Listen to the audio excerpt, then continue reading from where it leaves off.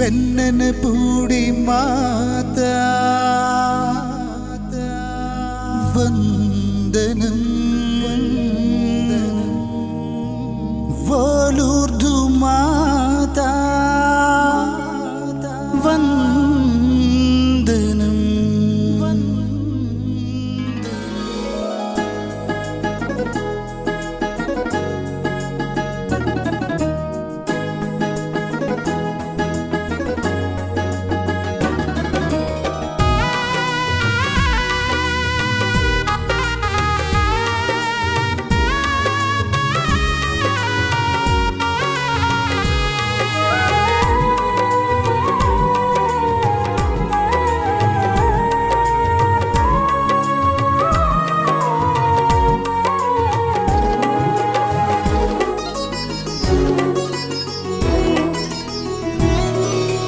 వెన్నెనపూడి మాత నీకే వందనం వోలూర్దు మాత నీకే వందనం వెన్నెనపూడి మాత నీకే వందనం వోలూర్దు మాత నీకే వందనం లూర్దు నగరంలో దర్శనమిచ్చితివే వెన్నెనపూడికే మాకై వచ్చితివే లూర్దు నగరంలో దర్శనమిచ్చితివే వెన్నెనపూడికే మాకై వచ్చితివే మా వేదనలు ఓదార్పుకై ప్రార్థించితివమ్మా మా ఒంటరి బ్రతుకులు తోడుగా నిలచి నడిపించితివమ్మా వెన్నెనపూడి మాత నీకే వందనం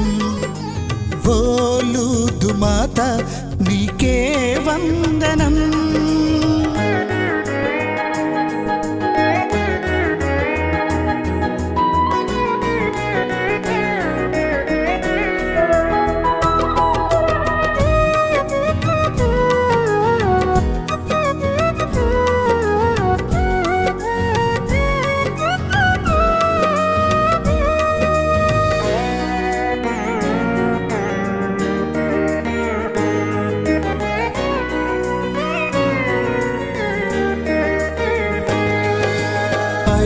వారు కానరాని లోకాన అడగక అక్కర తీర్చే తల్లివి నీవమ్మా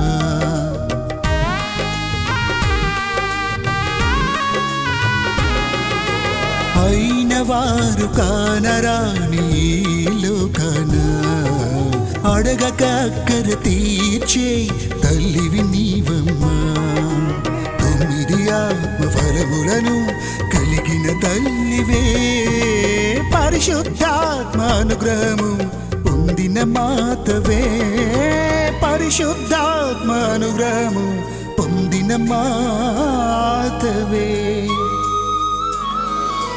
వెన్నెనపూడి మాత నీకే వందనం వోలూర్దు మాత నీకే వందనం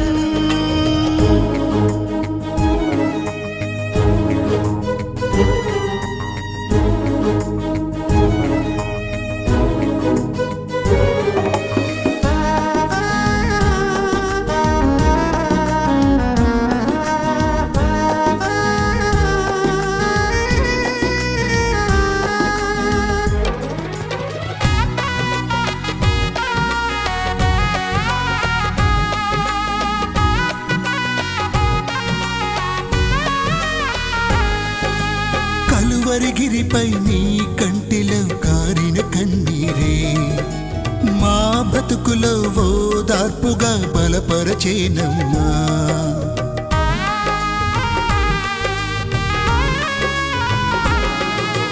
కలువరిగిరిపై నీ కంటిలో కారిన కన్నీరే మా బ్రతుకులో ఓదార్పుగా బలపరచేనమ్మా అనుదినము అనుక్షణము మాకై ప్రార్థించి నిత్య జీవ మార్గములో మము నడిపేవమ్మా నిత్య జీవ మార్గములో మము నడిపేవమ్మా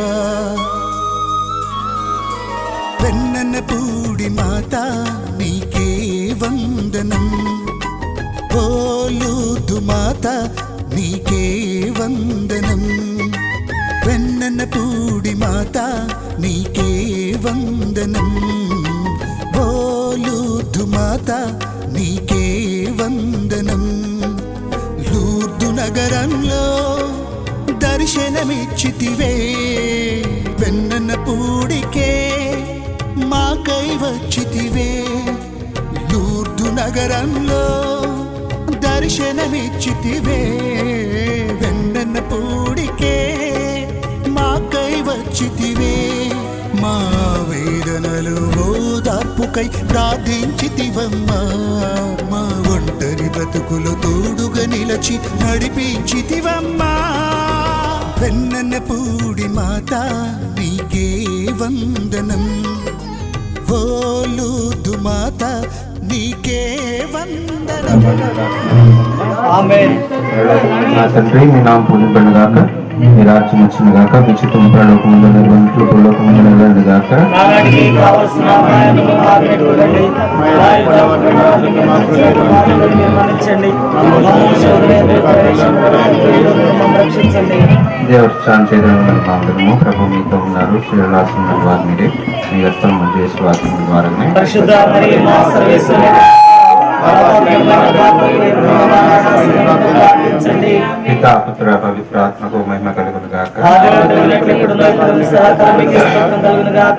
సర్వోన్నత ప్రభు సర్వశక్తి తండ్రి మీ పవిత్ర పాదం వేలాది స్తోత్రం చెల్లిస్తున్నాం. మరి తల్లిని లూర్దు మాతగా గౌరవిస్తూ మా పర్వేదలో ఉల్లేఖించుకున్నట్లుగా ప్రభా మమ్మందరినీ దీవించమని కోరుతున్నా. ప్రభా ఈ తల్లి ఏ గృహమునైతే సంరక్షిస్తున్న ఆ గృహానికి కావలసిన అనుగ్రహాలు దయచేయండి. నిత్యం కూడా మీ ఆశీర్వాదాలు ఎడడంగా కుమరించమని, దీవించమని, ఆశ్రయించమని, అభిషేకించి బలపరచమని నా జై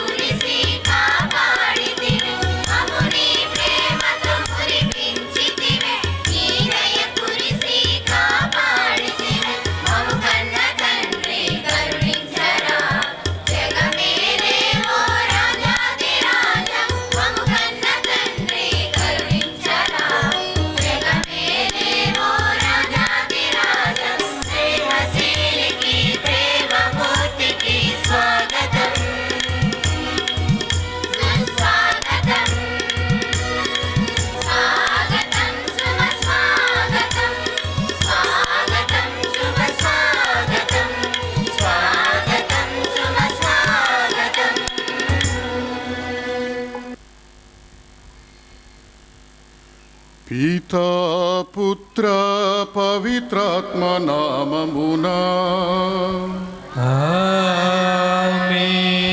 మన ప్రభువైన యేసుక్రీస్తు కృపా, సర్వేశ్వరుని ప్రేమ, పవిత్రాత్మ సహవాసం మీ అందరితో నుండునుగాక.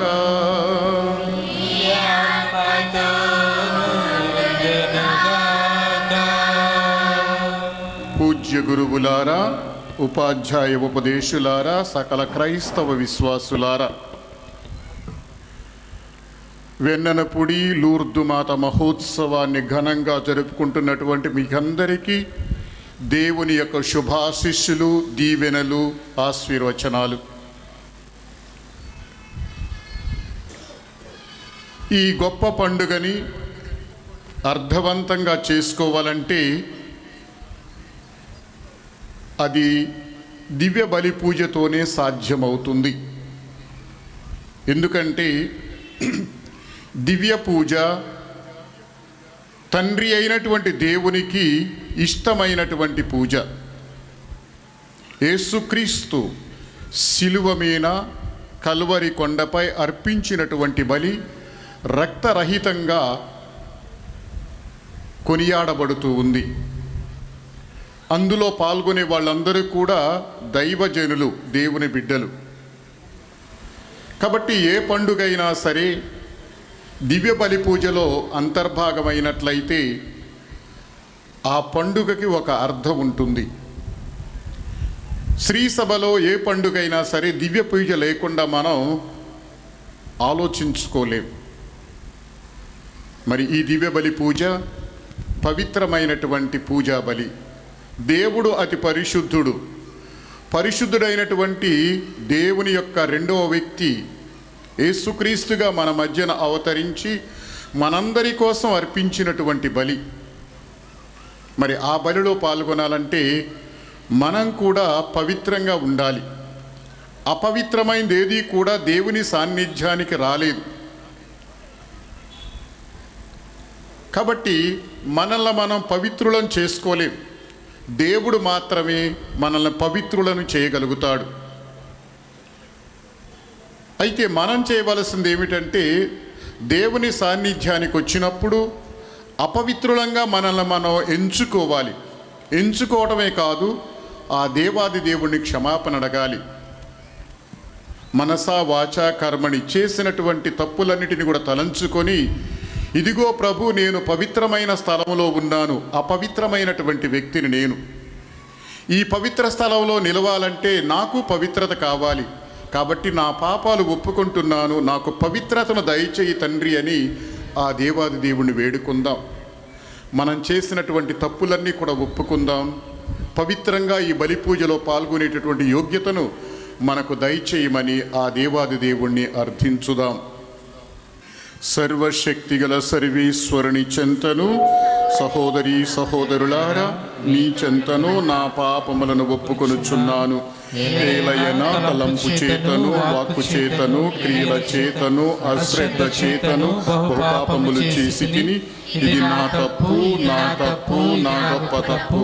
అందుచేత నిత్య కన్యకైన పరిశుద్ధ మరియమాతను, సకల దూతలను, పునీతులను, సహోదరి సహోదరులారా, మిమ్మును నా కొరకు మన ప్రభువైన సర్వేశ్వరుని ప్రార్థింపబడినని ప్రతిమాలుచున్నాను. సర్వశక్తి గల సర్వేశ్వరుడు మనకు దయచూపి మన పాపములను మన్నించి మనలను నిత్య జీవమునకు చేర్చునుగాక.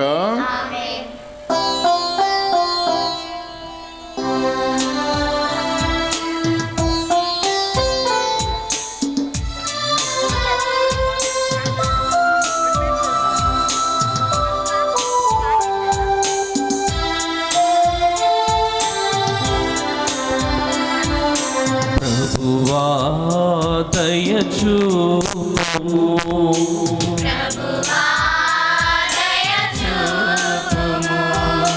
క్రీస్తువా దయచూపుము,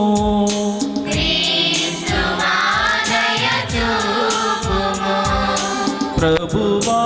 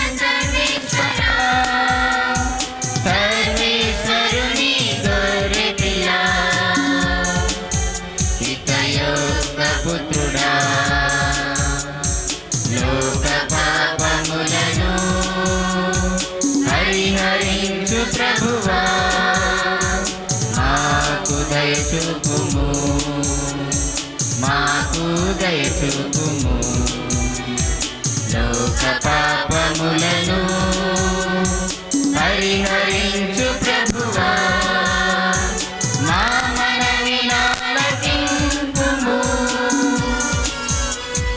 చిత్తగుడి ప్రార్థన కూర్చునియున్న ప్రభువా, మాకు దయచూపుము.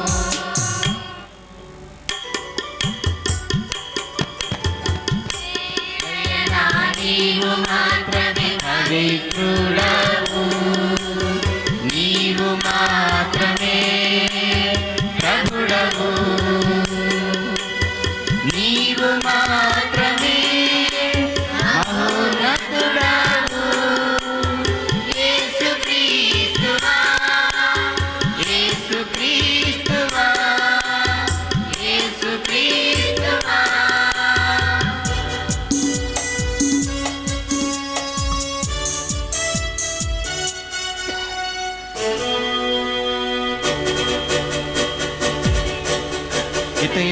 సర్వేశ్వరుని మహిమాలో పవిత్రాత్మతో నుండు ప్రభువా. ఆమేన్, ఆమేన్, ఆమేన్, ఆమేన్, ఆమేన్, ఆమేన్. ప్రార్థించుదము.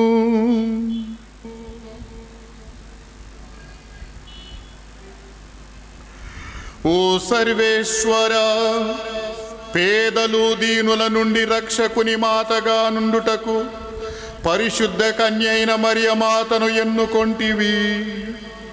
స్వచ్ఛమైన విశ్వాసముతో జీవించి మా మార్గదర్శని అయిన మరియమాత వలె మేము కూడా నీకు గౌరవమును చేకూర్చున్నట్లు మా రక్షణపు ఆశను నీ మీదనే నిలుపుకొనున్నట్లు కృపచూపుము.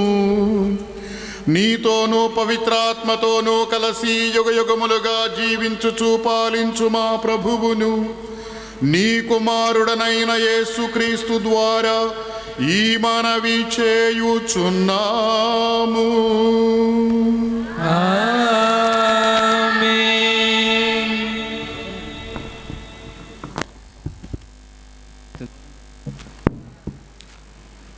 దివ్యమైన గ్రంథము, పరిశుద్ధమైన గ్రంథము, దేవుని వాక్యమును సాదరంగా మన మధ్యకు ఆహ్వానించుకుందాం. గురువులు దేవుని వాక్యమును ఈ వాక్యపీఠం మీద ప్రతిష్ఠిస్తారు. కాబట్టి విశ్వాసంతో మనమందరం కూడా దేవుని వాక్యమును గౌరవంతో మన మధ్యకు ఆహ్వానించుకుందాం.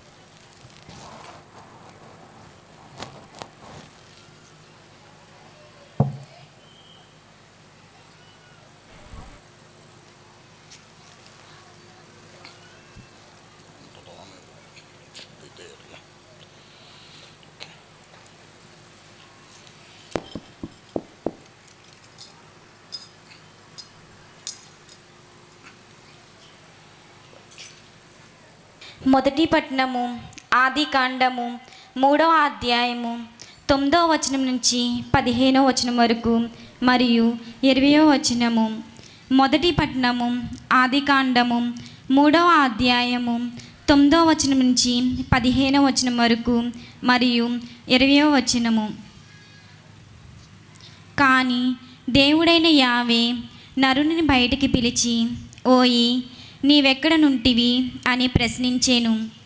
అంతటా మానవుడు, తోటలో మీ అడుగుల చప్పుడు వింటిని, నేను దిశములతో ఉంటిని కావున భయపడి దాక్కొంటిని అనెను. నీవు మొండి మొలలతో ఉంటివని నీకెవరు చెప్పిరి?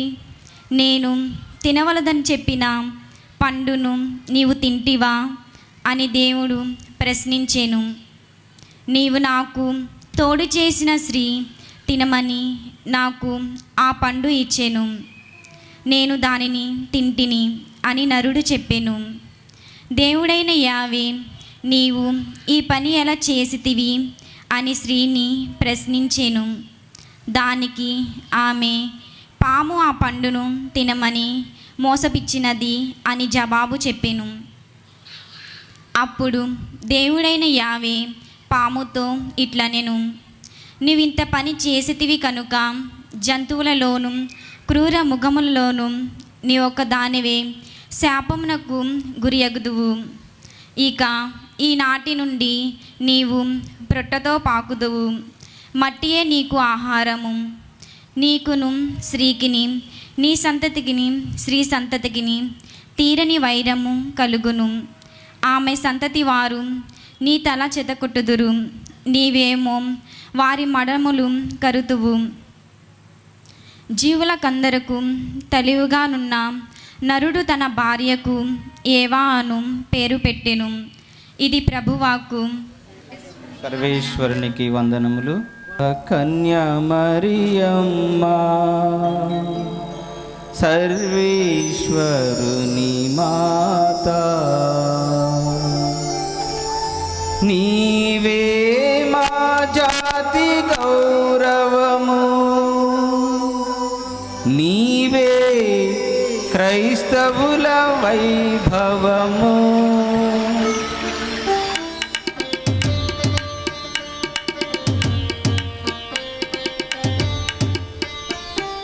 పరిశుద్ధ కన్యామరియమ్మా సర్వేశ్వరుని మాత పరిశుద్ధ కన్యామరియమ్మా సర్వేశ్వరుని మాత నీవే మా జాతి గౌరవము నీవే క్రైస్తవుల వైభవము నీవే మా జాతి గౌరవము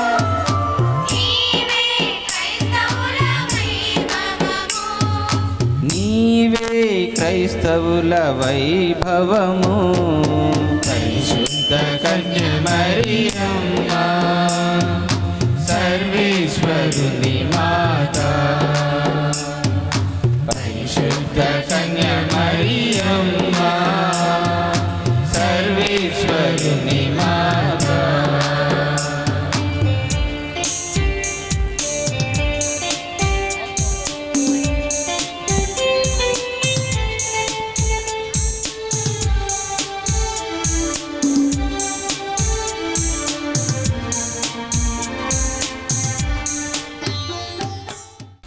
రెండవ పట్టణము.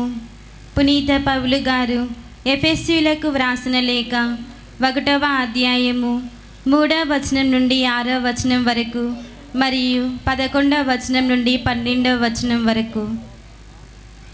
పునీత పౌలు గారు ఎఫెసీయులకు వ్రాసిన లేఖ 1వ అధ్యాయము 3వ వచనం నుండి 6వ వచనం వరకు మరియు 11వ వచనం నుండి 12వ వచనం వరకు. మన ప్రభువైన యేసుక్రీస్తు యొక్క తండ్రి అయిన దేవునకు కృతజ్ఞులమై ఉందుము. క్రీస్తునందు దేవుడు మనలను ఆశీర్వదించి మనకు దివ్యలోకపు ప్రతి ఆధ్యాత్మికమైన ఆశీస్సును వసగుచున్నాడు. ఆయన ఎదుట మనము పవిత్రులముగను నిర్దోషులముగను ఉండుటకు లోక సృష్టికి పూర్వమే ఆయన మనలను క్రీస్తునందు తన వారినిగా ఎన్నుకొనెను. దేవుడు తనకు ఉన్న ప్రేమ వలన క్రీస్తు ద్వారా మనలను పుత్రులుగా తన చెంత చేర్చుకొనుటకు ఆయన ముందే నిశ్చయించుకొని ఉండెను. ఇది ఆయన సంతోషము, సంకల్పము. దేవుడు తన కుమారుని ద్వారా మనకు ఉచితముగా వసగిన కృపావరమునకు మనము దేవుని స్తుతింతుము. సమస్తము దేవుని ప్రణాళికను నిర్ణయమును అనుసరించి జరుగును. ఆది ఎందే ఆయన నిశ్చయించుకొనిన దానిని బట్టి దేవుడు మనలను తన ఉద్దేశము కొరకు క్రీస్తునందు తన ప్రజలుగా ఎన్నుకొనెను. కనుక క్రీస్తునందు నిరీక్షణలో ప్రథములమైన మనము దైవ మహిమను స్తుతింతుముగాక. ఇది ప్రభుని వాక్కు. కి వందనములు.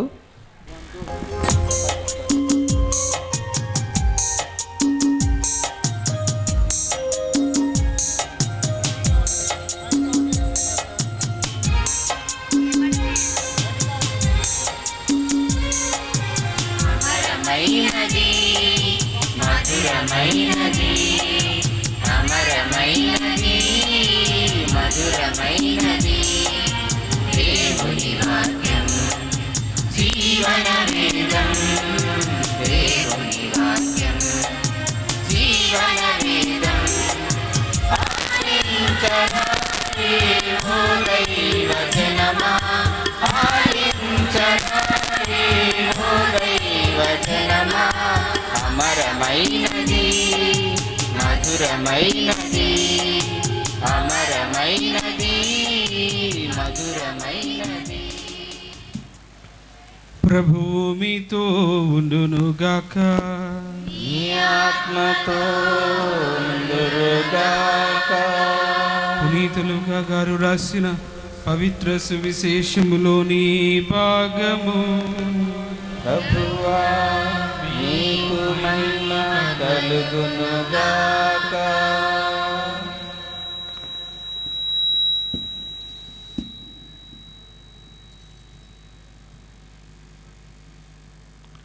లూకా శుభవార్త 1వ అధ్యాయము 26వ వచనము నుండి 38వ వచనం వరకు.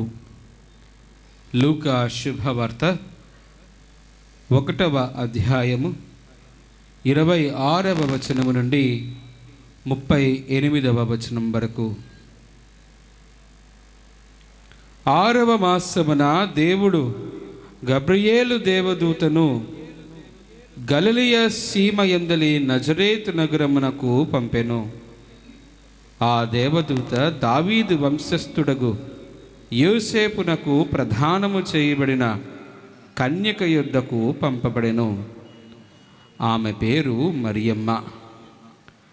దేవదూత లోపలికి వచ్చి ఆమెతో, అనుగ్రహ పరిపూర్ణురాలా, నీకు శుభము, ఏలిన వారు నీతో ఉన్నారు అనెను. మరియమ్మ ఆ పలుకులకు కలత చెంది ఆ శుభవచనము ఏమిటో అని ఆలోచించుచుండగా దేవదూత, మరియమ్మ భయపడకుము, నీవు దేవుని అనుగ్రహమును పొందియున్నావు. ఇదిగో నీవు గర్భము ధరించి కుమారుని కనెదవు. ఆ శిశువునకు యేసు అని పేరు పెట్టుము. ఆయన మహనీయుడై మహోన్నతుని కుమారుడిని పిలువబడును. ప్రభువగు దేవుడు తండ్రి అయిన దావీదు సింహాసనమును ఆయనకు ఇచ్చును. ఆయన సర్వదా యాకోబు వంశీయులను పరిపాలించును. ఆయన రాజ్యమునకు అంతమే ఉండదు అనెను. అంతటా మరియమ్మ, నేను పురుషుణ్ణి ఎరుగును కదా, ఇది ఎట్లు జరుగును అని దేవదూతను ప్రశ్నించెను. అందుకు ఆ దూత ఇట్లనెను, పవిత్రాత్మ నీపై వెంచేయును, సర్వోన్నతిని శక్తి నిన్ను ఆవరించును. అందుచేత ఆ పవిత్ర శిశువు దేవుని కుమారుడు అని పిలువబడును. నీ చుట్టమగు ఎలిజబెతమ్మను చూడుము, ఆమెకు వయసు మడినది కదా. గొడ్రాలైన ఆమె గర్భము ధరించి ఇది 6వ మాసము. ఏలయనా దేవునికి అసాధ్యమైనది ఏదియును లేదు. అంతటా మరియమ్మ, ఇదిగో నేను ప్రభువు దాసురాలను, నీ మాట చొప్పున నాకు జరుగునుగాక అనెను. అంతటా ఆ దూత వెళ్ళిపోయెను. ఇది క్రీస్తు సువిశేషము. క్రీస్తువా మీకు స్తుతి కలుగునుగాక.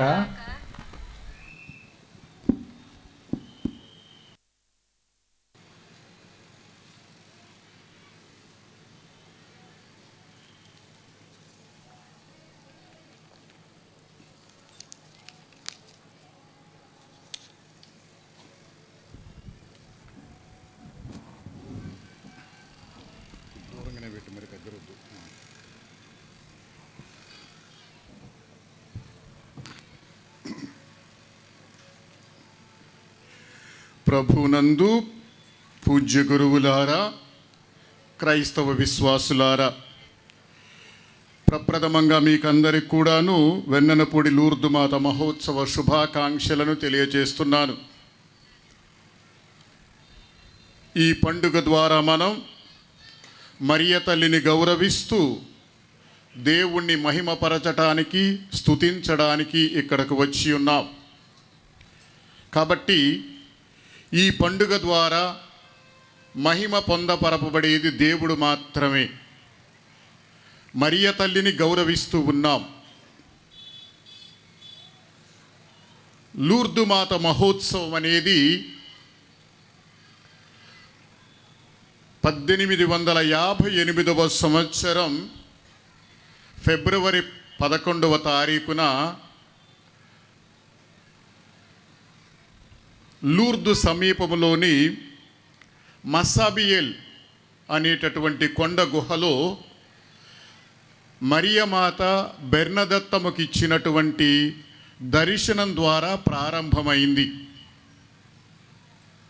అలనాడు ఫ్రాన్సు దేశపు లూర్దు నగర సమీపములో ప్రారంభమైనటువంటి ఆ దర్శనం ద్వారా ఏర్పరపబడినటువంటి ఈ పండుగ ఈనాడు దశ దిశల వ్యాపించి ప్రపంచమంతటా కూడా కొనియాడబడుతూ ఉంది. మొట్టమొదటిగా మరియ తల్లి దర్శనమిచ్చినప్పుడు బెర్నదెత్తమ్మ భయపడింది. తన చొక్కా జేబులో ఉన్నటువంటి జపమాలను తీసుకొని ప్రార్థించటం ప్రారంభించింది. అదే సమయంలో దర్శనమిచ్చినటువంటి మరియ తల్లి కూడా తన జపమాలను తీసుకొని ఆమెతో పాటు ప్రార్థించటం మొదలుపెట్టింది. ఆ తరువాత ఆ దర్శనం ముగిసింది. తనతో వచ్చినటువంటి తన చెల్లిని, మరొక మిత్రురాల్ని అడిగింది, మీరేమైనా చూశారా అని. మేమేం చూడలేదన్నారు వాళ్ళు. తను చూసింది వాళ్ళకి చెప్పింది. ఎవరికూ చెప్పొద్దు అని చెప్పి వాళ్ళ దగ్గర మాట తీసుకుంది.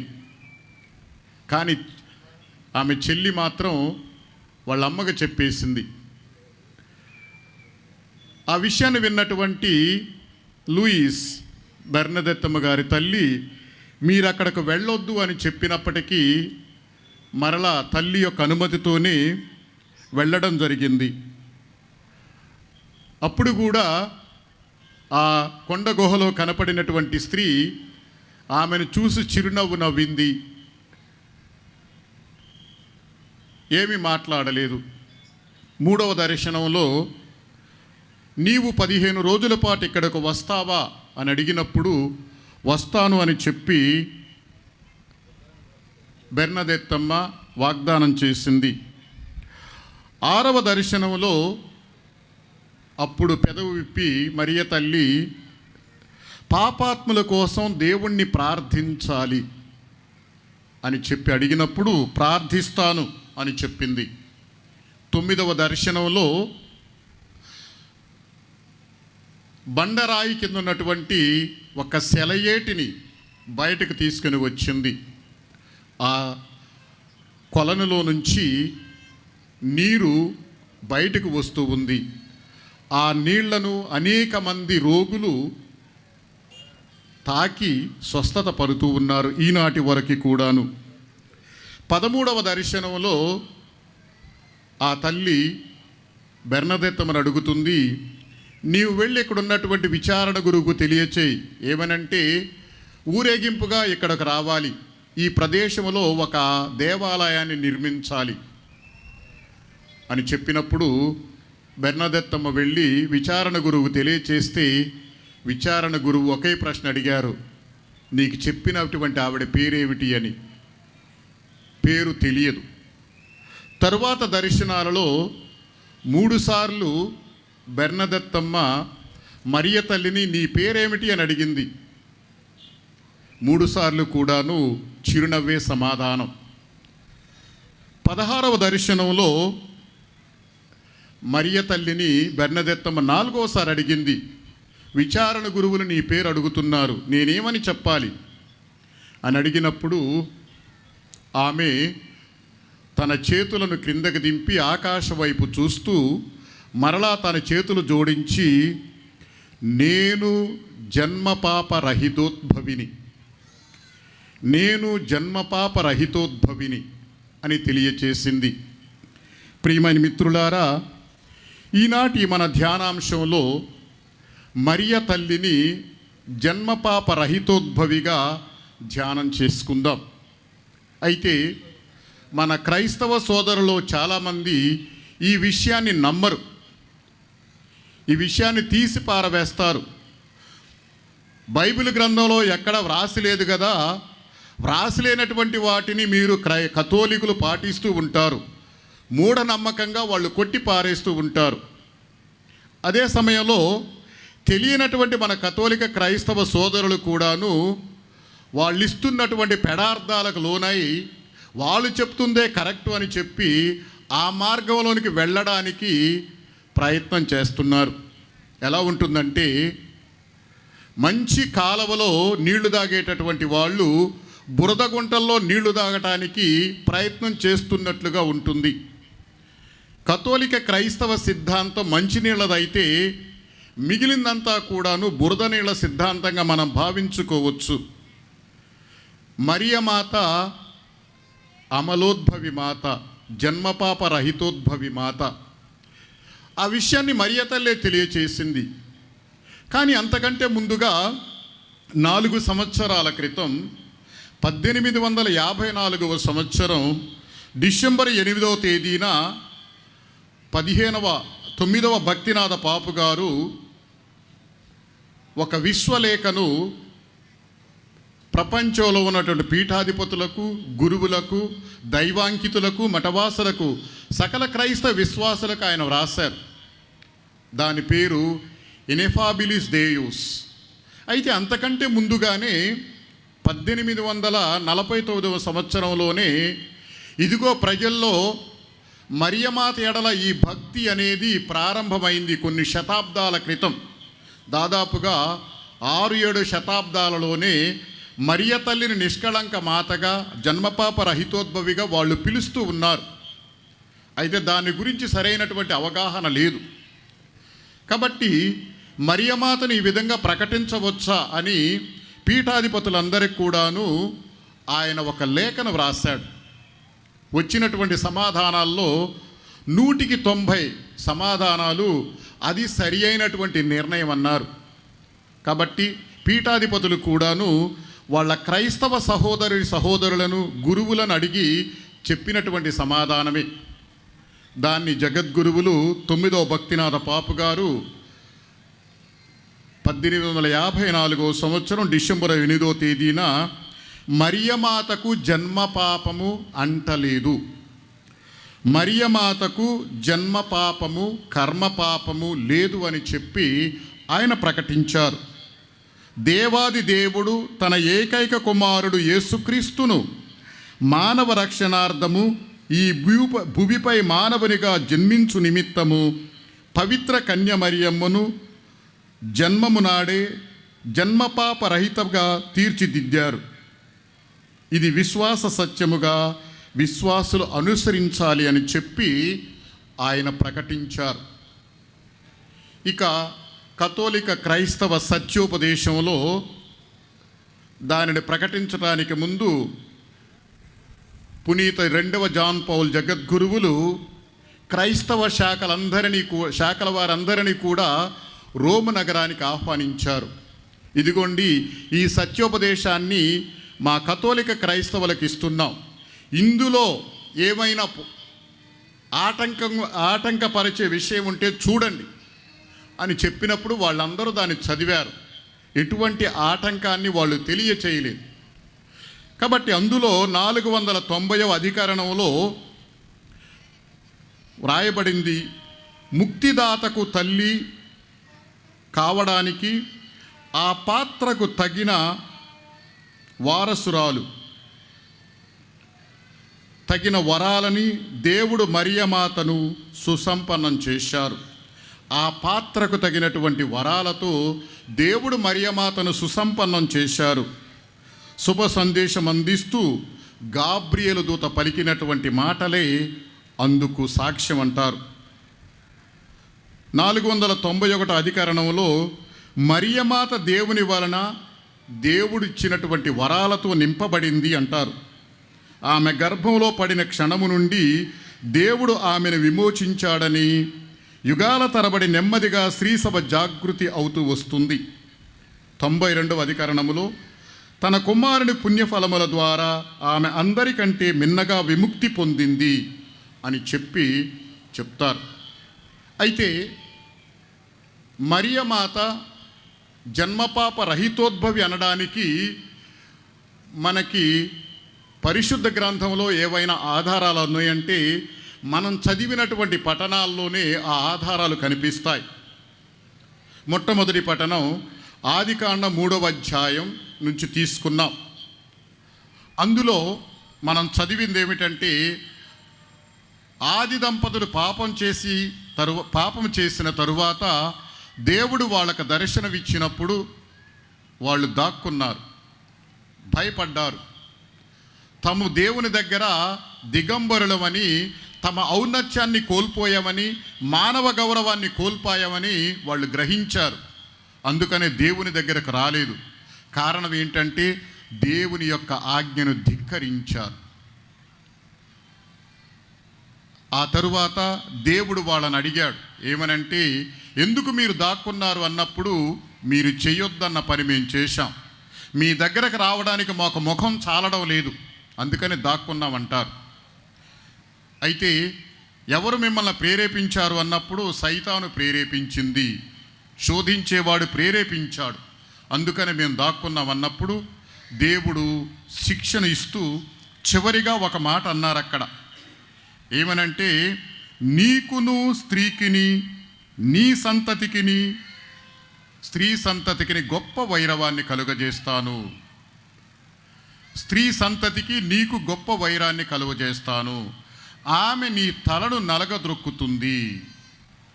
ఈ వాక్యం ద్వారా ప్రారంభంలోనే దేవుడు ఒక వ్యక్తిని సూచించినట్లుగా స్త్రీ సభ ఎప్పుడూ భావిస్తూ ఉండేది. స్త్రీ సభ ఎప్పుడూ కూడా భావిస్తూ ఉండేది. దేవుని యొక్క ఆలోచనలో, దేవుని యొక్క ప్రణాళికలో ఉన్నటువంటి ఆ వ్యక్తి ఎవరో కాదు, సైతానుని సంపూర్ణంగా జయించి సైతాను యొక్క తలను అణగదొక్కగలిగేటటువంటి ఒకే ఒక వ్యక్తి మరియమాత. దేవుని యొక్క ఆలోచనలో ఆది కాండములోనే నిగూఢంగా మరియ తల్లి యొక్క ప్రస్తావనని మనం వింటూ ఉన్నాం ప్రియమైన మిత్రులారా.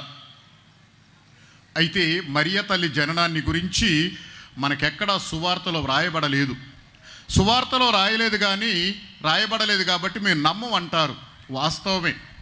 అయితే సువార్త వ్రాసినటువంటి పరిస్థితులు ఏమిటో ఒక్కసారి అర్థం చేసుకుంటే, ఎందుకు మరియ తల్లి యొక్క జననాన్ని గురించి, మరియ తల్లి యొక్క పాత్రను గురించి సువార్తికులు వ్రాయలేదో మనకు అర్థమవుతుంది. కారణం ఏంటంటే, యేసుక్రీస్తు మెస్సయ్య శిలువ మీద మరణించి అంతమైపోయాడు అనుకున్నారు యూదులు. కానీ శిష్యులకు ఇచ్చినటువంటి దర్శనం ద్వారా ఆయన తిరిగి సజీవుడై లేచినటువంటి ఆయన వారితో ఉండి వాళ్ళని నడిపిస్తూ ఉన్నాడు. కాబట్టి ప్రజలు యేసుక్రీస్తుని నమ్మాలి. కాబట్టి సువార్తికులందరూ కూడాను యేసుక్రీస్తు మీద కేంద్రీకరించారు. ఆయన గురించి వ్రాసారు ఎక్కువగా. 1-2 చోట్ల మాత్రం మరియ తల్లిని గురించినటువంటి ప్రస్తావన ఉంటుంది. అదే లూకా గారి సువార్తలో మనకు కనిపిస్తూ ఉంటుంది, మనం సువార్తలో చదువుకున్నాం. కాబట్టి వాళ్ళకు కావాల్సింది ఏమిటంటే, ఎవరు కాదు, యేసుక్రీస్తు దేవుని కుమారుడు, మెస్సయ్య ఈ లోకానికి వచ్చాడు, మానవ రక్షణార్థం శ్రమలు అనుభవించాడు, మరణించాడు, సజీవుడై లేచాడు. ఈ సత్యాన్ని ప్రకటించడానికే వాళ్ళు సువార్తలలో ప్రయాసపడ్డారు. అయితే పరిశుద్ధాత్మ దేవుడు ఆనాటి నుంచి స్త్రీ సభలో పని చేస్తూనే ఉన్నాడు. సువార్తీకులను ప్రబోధించినటువంటి పరిశుద్ధాత్మ దేవుడు సువార్త గ్రంథాలు ముగిసిన తరువాత స్త్రీ సభలో ఆయన భక్తులందరినీ కూడా ప్రేరేపిస్తూ ఉన్నాడు. కాబట్టి 2వ శతాబ్దం నుంచే మరియ తల్లిని గురించినటువంటి వాస్తవాలు స్త్రీ సభలో చోటు చేసుకున్నాయి. అవి సువార్త గ్రంథాలలో లిఖించబడలేదు, కానీ స్త్రీ సభ యొక్క పారంపర్య ఆచార గ్రంథాలలో లిఖించబడ్డాయి. దాన్నే మనం ట్రెడిషన్ అంటాం. దురదృష్టం ఏంటంటే, పరిశుద్ధ గ్రంథాన్ని తప్ప మేము దేన్ని కూడా అంగీకరించమంటారు. వాస్తవమే. ఎందుకని? వాళ్ళకి పరిశుద్ధ గ్రంథమే కావాలి, కానీ పారంపర్య ఆచార్యం అక్కర్లేదు. ఎందుకంటే పరిశుద్ధాత్మ దేవుని యొక్క కార్యాన్ని వాళ్ళు అంతటితోనే ఆపు చేశారు ప్రియమైన మిత్రులారా. కానీ పరిశుద్ధాత్మ దేవుడు ఆనాటి నుంచి ఈనాటి వరకు, లోకాంచి వరకు కూడాను స్త్రీ సభలోనే ఉంటాడు. స్త్రీ సభను ప్రేరేపిస్తాడు, స్త్రీ సభలో ఉన్నటువంటి వ్యక్తులను ప్రేరేపిస్తాడు. అదేవిధంగా 2వ శతాబ్దం నుంచి స్త్రీ సభలో ఉన్నటువంటి వ్యక్తులను ప్రేరేపించాడు. గురువులను, పీఠాధిపతులను, జగద్గురువులను, మఠవాసులను, దైవాంకితులను, విశ్వాసులను ప్రేరేపిస్తూ వచ్చాడు. కాబట్టి సువార్తలో వ్రాయబడలేదు, కానీ తరువాత శ్రీ సభ యొక్క విశ్వాసంలో మరియ తల్లికి చోటు దక్కింది. మరియ తల్లి యొక్క జననాన్ని గురించి జేమ్స్ గారు తన ప్రోటోవాంజల్లో వ్రాస్తున్నారు. మరియ తల్లి యొక్క జననీ జనకుల పేర్లు అన్నమ్మ, జోకీం అని వాళ్ళు రాశారు. రాసినప్పుడు ఆయన అందులో చెప్తాడు ఏమనంటే, అన్నమ్మ గారికి జోకీం గారికి పిల్లలు లేరు కాబట్టి ప్రార్థన చేశారు, చాలా కాలం ప్రార్థన చేశారు. ఇక ముసలి ప్రాయంలో దేవుడు వాళ్ళకి ఓ బిడ్డనిచ్చాడు, ఓ ఆడబిడ్డనిచ్చాడు. అదే 10,000 అనుకున్నారు. దేవుడిచ్చినటువంటి ఈ బిడ్డ దేవునికే చెందాలని ఒక 3 సంవత్సరాలు 4 సంవత్సరాలు వచ్చిన తరువాత మరియ తల్లిని యెరూషలేము దేవాలయంలో వదిలిపెడతారు. ఈ విధంగా ఆ గ్రంథంలో వ్రాస్తూ ఉంటారు. కాబట్టి మరియ తల్లి జోకీము అన్నమ్మల యొక్క ప్రార్థనా ఫలం, ఆ ప్రార్థనా ఫలాన్ని వాళ్ళు అపురూపంగా భావించారు. దేవుడిచ్చాడు కాబట్టి దేవునికే సమర్పించారు. సువార్త గ్రంథాలలో వ్రాయలేదు, కాకపోతే శ్రీ సభ ఈ ప్రోటోవాంజల్ని మాత్రం అంగీకరించలేదు. దాన్ని శ్రీ సభలో ఉంచారు కానీ దాన్ని అధికారపూర్వకంగా ప్రకటించలేదు. అయినప్పటికీ దేవుడు మరియ తల్లిని అపురూపంగా సృష్టించాడు. దానికి ఆధారమే మనం ఈరోజు విన్నటువంటి సువార్త పఠనం. 26వ అధ్యాయంలో 26వ వచనంలో 1వ అధ్యాయం 26వ వచనంలో మనం వింటాం. దేవుడు గాబ్రియేలు దూతను గలిలయ సీమయందలి నజరేతు నగరానికి పంపాడు. ఆ దేవదూత పలికినటువంటి మాటలు, అనుగ్రహ పరిపూర్ణురాలా నీకు శుభం, ప్రభు నీతోనున్నారు. ఈ ఒక్క మాట చాలు ప్రియమైన మిత్రులారా, మరియ తల్లికి జన్మపాపం లేదు అని నిరూపించడానికి. మొట్టమొదటిగా చూద్దాం, ఈ వాక్యాన్ని చెప్పింది ఎవరు? దేవదూత. దేవదూత అంటే ఎవరు? దేవుడిచే పంపించబడినటువంటి వ్యక్తి. ఎవరినైనా మనం మన ప్రతినిధిగా పంపిస్తున్నామంటే మన మాట చెప్తాం, మన మాట చెప్పి వాళ్ళని పంపిస్తాం. కాబట్టి ప్రతినిధి ఏది మాట్లాడినా సరే అది అతన్ని పంపించినటువంటి వ్యక్తి మాట అయి ఉంటుంది. కాబట్టి ఆ ప్రతినిధి వెళ్ళి అదే విషయాన్ని తెలియచేస్తాడు. కాబట్టి ఇక్కడ దేవదూత వచ్చి అనుగ్రహ పరిపూర్ణురాలా నీకు శుభం అంటుందంటే స్వయంగా దేవాది దేవుడు పంపించినటువంటి దేవదూత, మనిషి కాదు, మానవ మాత్రులు కనిపెట్టినటువంటిది కాదు. ఈ సిద్ధాంతం దేవాది దేవుడు చేసినటువంటి సంబోధనది తన దూత ద్వారా. దేవుడు తన దూతను పంపించాడు. కాబట్టి దేవదూత మాట్లాడిందంటే దేవుడు మాట్లాడినట్లుగా మనం అర్థం చేసుకోవాలి ప్రియమైన మిత్రులారా. దేవదూత ఆ మాట చెప్పిందంటే దేవుడు చెప్పినట్లుగానే చెప్పింది. అందుకనే ఆమె అనుగ్రహ పరిపూర్ణురాలు. అనుగ్రహ పరిపూర్ణం అంటే అర్థం ఏంటి? దేవుని యొక్క సకల వరాలతో నింపబడినటువంటి వ్యక్తి. దేవుని యొక్క సకల వరాలు ఎక్కడుంటాయి? పవిత్రుల మీ దగ్గర ఉంటాయి. దేవుడు వాళ్ళని పవిత్రపరచి వాటిని ఆయన వాడికి ఆపాదిస్తాడు. కాబట్టి దేవదూత మాట పలికినప్పుడు అనుగ్రహ పరిపూర్ణురాలా నీకు శుభం, అనుగ్రహంతో నింపబడినటువంటి వ్యక్తి. నీవు నేను అనుగ్రహంతో నింపబడలేదు, ఎవరు కూడా అనుగ్రహంతో నింపబడలేదు, యేసుక్రీస్తు తప్ప. మరియ తల్లి మాత్రమే అనుగ్రహంతో నింపబడింది. దేవుని అనుగ్రహాలు ఉన్నాయి అంటే ఆ వ్యక్తిలో ఎటువంటి పాపం లేదు అని మనం అర్థం చేసుకోవాలి, గ్రహించాలి. పాపం లేదు అని చెప్పి దేవదూత అక్కడ ఆమెను ప్రస్తుతిస్తూ ఉంది. మరి మరియమాతలో పాపం లేదు అంటే ఆ రోజు జ్ఞానస్నానం లేదు.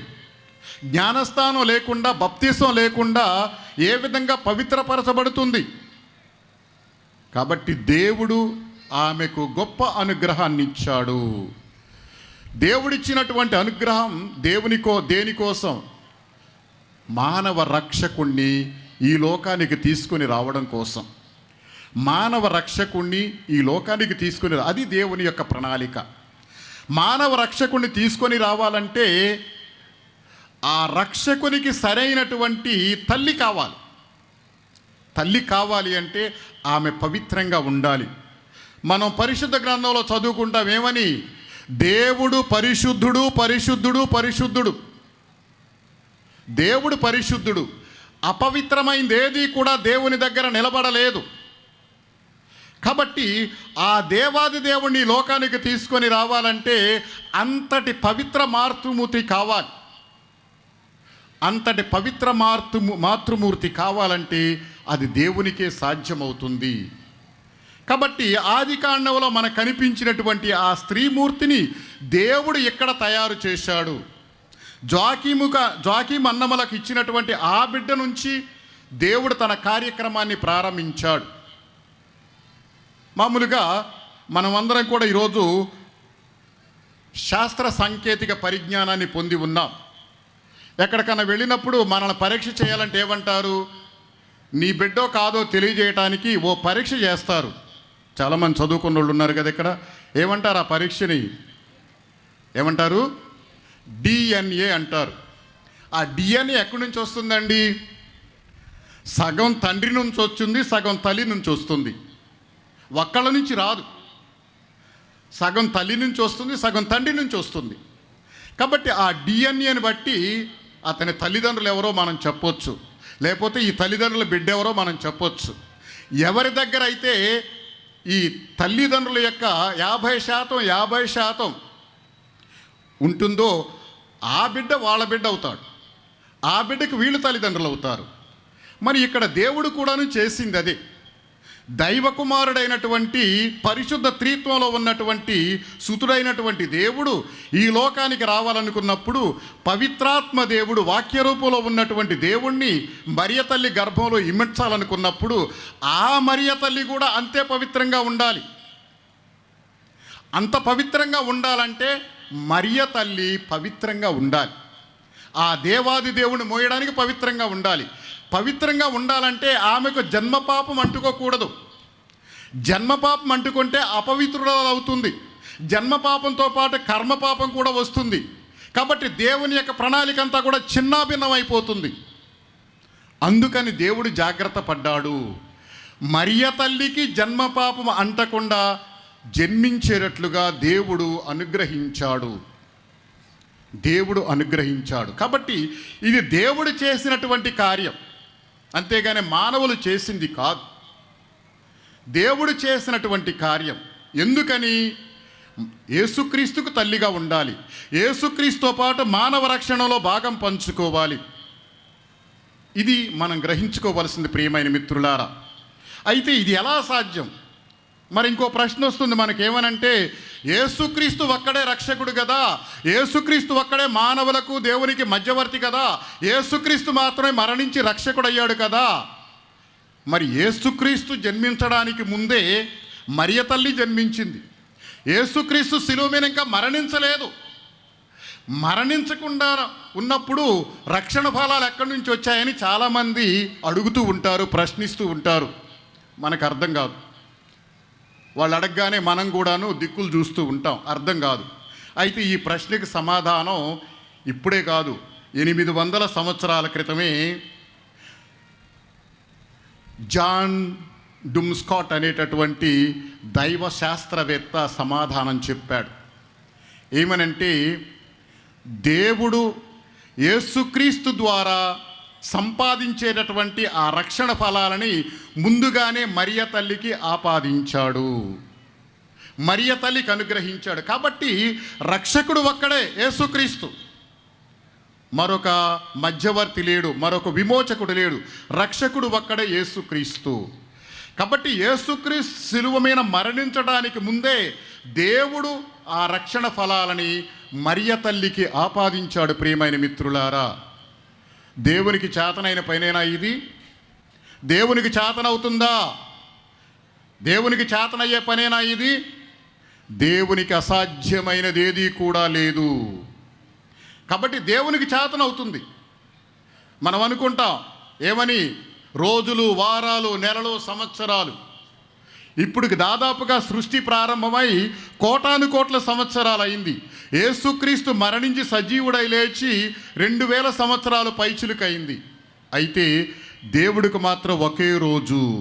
కీర్తనకారుడు అంటారు ఏమని, 1000 సంవత్సరాలు కూడా దేవా నీకు ఒకే ఒక్క రోజు. 1000 సంవత్సరాలు ఏమిటి, ఈ కోటాను కోట్ల సంవత్సరాలన్నీ కూడా దేవునికి ఒకే రోజు. ఎందుకంటే అక్కడ రాత్రి పగలు లేవు. రాత్రి పగలు లేవు కాబట్టి రోజులు ఉండవు, వారాలు ఉండవు, నెలలు ఉండవు, సంవత్సరాలు ఉండవు. కాబట్టి దేవుని యొక్క కార్యక్రమంతా కూడాను ఇప్పుడు వర్తమానంలో జరిగేదే. ప్రియమైన మిత్రులారా, యేసుక్రీస్తు శిలువ మీద మరణించి సజీవుడ లేచినటువంటి ఆ రక్షణ ఫలాలని దేవుడు మరియ తల్లికి ముందుగానే ఆపాదించాడు అని చెప్పి ఆ దైవశాస్త్రవేత్త ఆనాడే తెలియచేశాడు. ప్రియమైన మిత్రులారా, దేవుని యొక్క కార్యక్రమం. అందుకనే మరియమాతకు జన్మ పాపం లేదు అని పరిశుద్ధ పాపు గారు ప్రకటించినటువంటి 4 సంవత్సరాల తరువాత అదే పేరును మరియ తల్లి చెప్తుంది. 1954 సంవత్సరం డిసెంబర్ 8వ తారీఖున పరిశుద్ధ పాపు గారు ప్రకటిస్తే 1858 సంవత్సరం మార్చి 25వ తారీఖున మరియ తల్లి తెలియజేసి తన పేరునేమని, నేను జన్మపాప రహితోద్భవిని అని, నేను జన్మపాప రహితోద్భవిని అని మరియమాత తెలియజేసింది. ప్రియమైన మిత్రులారా, కాబట్టి సువార్తలో వ్రాయబడలేదు, కానీ అంతర్లీనంగా అనుగ్రహ పరిపూర్ణురాలనేటటువంటి మాటలోనే మరియమాతకు జన్మపాపం కర్మపాపం లేదు అని మనం అర్థం చేసుకోవాలి. యేసుక్రీస్తు ఈ లోకంలో జన్మించినప్పుడు గలతీలకు రాసిన లేఖ 4వ అధ్యాయం 4వ వచనం చదువుకుంటామేమని, ఆయన ఒక స్త్రీ నుండి పుట్టెను. కాబట్టి ఈ లోకంలో జన్మించినప్పుడు ఆయన ఒక స్త్రీ నుంచి పుట్టాడు. ఆ స్త్రీమూర్తి మరియ తల్లి పరమ పవిత్రంగా సృష్టించబడినటువంటి వ్యక్తి ఆమె. యేసుక్రీస్తు దేవుడు కాబట్టి ఆ దేవుణ్ణి మోయడానికి, ఆ దేవుణ్ణి తీసుకొని రావడానికి అంతే పరిశుద్ధంగా ఉండేటట్లుగా దేవుడు ఆమెను సృష్టించాడు. ఇది మనం గ్రహించవలసింది. ప్రియమైన మిత్రులారా, యోహాను శుభవార్త 1వ అధ్యాయంలో చదువుకుంటాం. వాక్య రూపంలో ఉన్న దేవుడు నరుడిగా అవతరించాడు, మన మధ్యన జీవించాడు. యేసుక్రీస్తు రక్షణ ఫలాల వలనే ఇది సాధ్యమవుతుంది, అంతేగాని మరొకటి కాదు. ఈ విషయాన్ని అందరం కూడా గ్రహించాలి. కాబట్టి శ్రీసభ బోధించినటువంటి వేద సత్యం సువార్త గ్రంథాలలో, పవిత్ర గ్రంథంలో అంతర్లీనంగా ఉన్నటువంటి శ్రీసభ విశ్వసిస్తున్నటువంటి సత్యం చాలామందికి అర్థం కాదు. అర్థం చేసుకోవడానికి ప్రయత్నం చేద్దాం. అర్థం కానప్పుడు ప్రార్థన చేద్దాం. దేవా, ఈ సత్యాన్ని నాకు అర్థమయ్యేటట్లుగా నాకు విపులీకరించు అని. అంతేగాని దబ్బర సిద్ధాంతాలు వాళ్ళు చెప్పగానే వీళ్ళు చెప్పగానే అన్ని ఏమంటారు చెప్పగానే మనం తత్తరపడి, మనం అనుమానపడి, మనం నడుస్తున్నది, మనం విశ్వసిస్తున్న తప్పు అనుకొని అవతలకు వెళ్తూ ఉంటాం. వాస్తవం కాదు. ప్రియమైన మిత్రులారా, శ్రీసభ ఒక్కటే, శ్రీసభలో బోధించే సత్యాలన్నీ ఒక్కటే. కానీ అందరూ అలా కాదు.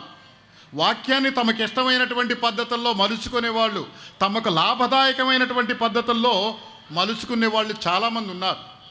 కాబట్టి వాళ్ళకు అనుకూలంగా చెప్పుకుంటూ వస్తారు. కొంతమంది మరియ తల్లికి వ్యతిరేకంగా చెప్తే జనం సంతోషిస్తారు అనుకుంటారు. వాస్తవం కాదు. ఎందుకంటే నాకు తల్లిదండ్రులు ఉన్నారు, పరలోకానికి వెళ్ళారు. మీకు తల్లిదండ్రులు ఉన్నారు, అవునా? కొంతమందికి జీవించున్నారు, కొంతమందికి మరణించి ఉన్నారు. నీ తల్లిని కానీ నీ తండ్రిని కానీ ఎవరైనా చెడుగా మాట్లాడితే నువ్వు ఊరుకుంటావా? ఊరుకుంటే నువ్వేం బిడ్డవి? నీకు జన్మనిచ్చినటువంటి తల్లిదండ్రుల గురించి నీవు చెడుగా వినడానికి నీవు సిద్ధంగా లేవు. ఎవరైనా ఆ విధంగా మాట్లాడితే నీవు వెంటనే దానికి ప్రతికూలంగా స్పందిస్తావు. మరి యేసుక్రీస్తుని నవమాసాలు మోసినటువంటి తల్లి, ఈ లోకానికి తీసుకొచ్చినటువంటి తల్లి, ఈ లోకానికి సమర్పించినటువంటి తల్లి, ఆ తల్లిని గూర్చి మాట్లాడితే యేసుక్రీస్తు సంతోషిస్తాడా? ఆ తల్లిని గురించి చెడుగా మాట్లాడే వాళ్ళందరూ యేసుక్రీస్తుని బోధించే వాళ్ళేనా? యేసుక్రీస్తు సంతోషిస్తాడా తన తల్లిని గురించి వ్యతిరేకంగా మాట్లాడినప్పుడు? ఎప్పుడూ సంతోషించడు. ఎందుకంటే తల్లిదండ్రులను గౌరవించదుగా కానీ 4వ ఆజ్ఞలో మనం నేర్చుకున్నాం. యేసుక్రీస్తు దాన్ని పాటించాడు. దేవుడు, ప్రభు అయినటువంటి దేవుడు మోషేకి ఇచ్చినటువంటి ఆ దైవ చట్టాన్ని ఆయన పాటించాడు. 1 కాదు, 2 కాదు, 3 కాదు, 4 కాదు, 30 సంవత్సరాలు తల్లిదండ్రులకు లోబడి జీవించాడు ఆయన విధేయించాడు, ఆయన పాటించాడు వాళ్ళ మాటల్ని. కాబట్టి మరియ తల్లికి వ్యతిరేకంగా మాట్లాడే వాళ్ళని గురించి యేసు ప్రభు సంతోషించడు, బాధపడతాడు. వాళ్ళ అజ్ఞానాన్ని చూసి ఇటువంటి వాళ్ళ నా వాక్యాన్ని బోధించేది అనుకుంటాడు ఆయన. ఆ విషయం వాళ్ళకి తెలియదు. ఏదో మేం చెప్పిందే కరెక్ట్ అనుకుంటారు. 3 నెలలు 6 నెలలు ఎక్కడికో బైబిల్ ట్రైనింగ్కి వస్తారు, బైబిల్ గ్రంథం సంకలో పెట్టుకుంటారు, సంచిలో వేసుకుంటారు, ఇంటింటికి వెళ్తుంటారు ప్రార్థనలు చేస్తామని. కొత్త సంఘాలు నిర్మించుకోవడానికి వస్తారు, మేం చెప్పేది కరెక్ట్ అనుకుంటారు. వాళ్ళకున్నదాళ్ళు ఒకే ఆయుధం ఏంటంటే మరియ తల్లికి వ్యతిరేకంగా 4 మాటలు చెప్తే జనం సంతోషిస్తారని. వాస్తవం కాదు ప్రియమైన మిత్రులారా, దేవుడు సంతోషించే విషయం కాదు. అర్థం కాకపోతే అర్థం చేసుకోవడానికి ప్రయత్నం చేద్దాం. ఎందుకు కోటాను కోట్ల మంది ప్రపంచంలో, మన ఒక్కళ్ళమే కాదు, ప్రపంచ నలుమూలలో ఉన్నటువంటి కథోలికందరూ విశ్వసించేది మరియ తల్లి జన్మ పాప రహితోద్భవినని కోటాను కోట్ల మంది విశ్వసిస్తున్నారు. కాబట్టి మనం కూడా విశ్వసిస్తున్నామంటే అందుకు మనం సంతోషించాలి, దాన్ని మనం ఒక అదృష్టంగా భావించుకోవాలి. ఎందుకంటే స్త్రీ సభ విశ్వాసంలో మనం కూడా భాగస్థులు అవుతున్నాం కాబట్టి. ఇక చివరిగా దేవుని బిడ్డలంగా మనం చేయవలసింది, ఎఫెసీయులకు రాసినటువంటి పత్రికలో పౌలు గారు మనకి తెలియచేశారు. దేవుడు మనల్ని ఎన్నుకున్నాడు, ఎందుకు ఎన్నుకున్నాడో ఆయన తెలియచేశాడు. దేవుని యొక్క ప్రణాళికను నెరవేర్చడానికి.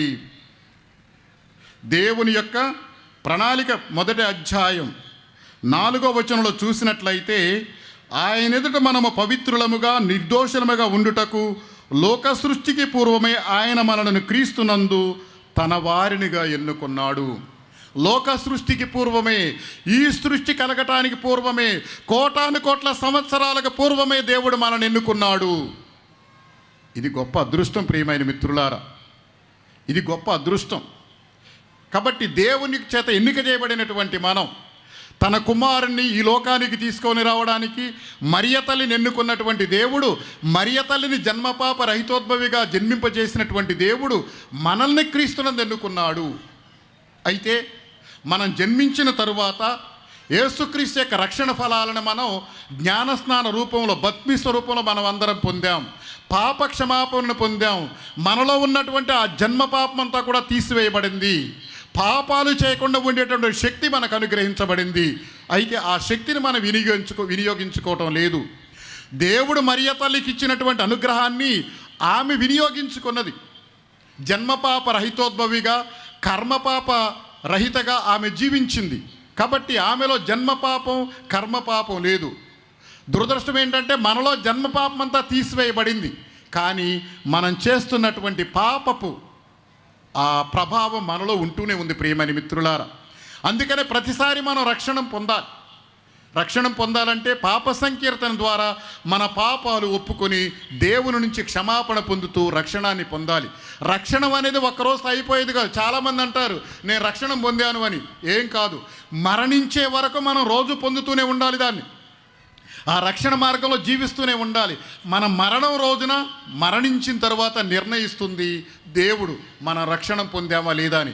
దేవుని దగ్గరికి వెళ్ళగలిగితే తప్పకుండా మనం రక్షణ పొందినట్లు లెక్క. వెళ్ళడానికి మనం ప్రయత్నం చేయాలి, శాయశక్తుల కృషి చేయాలి. దేవుడు మనల్ని ఎన్నుకున్నాడు.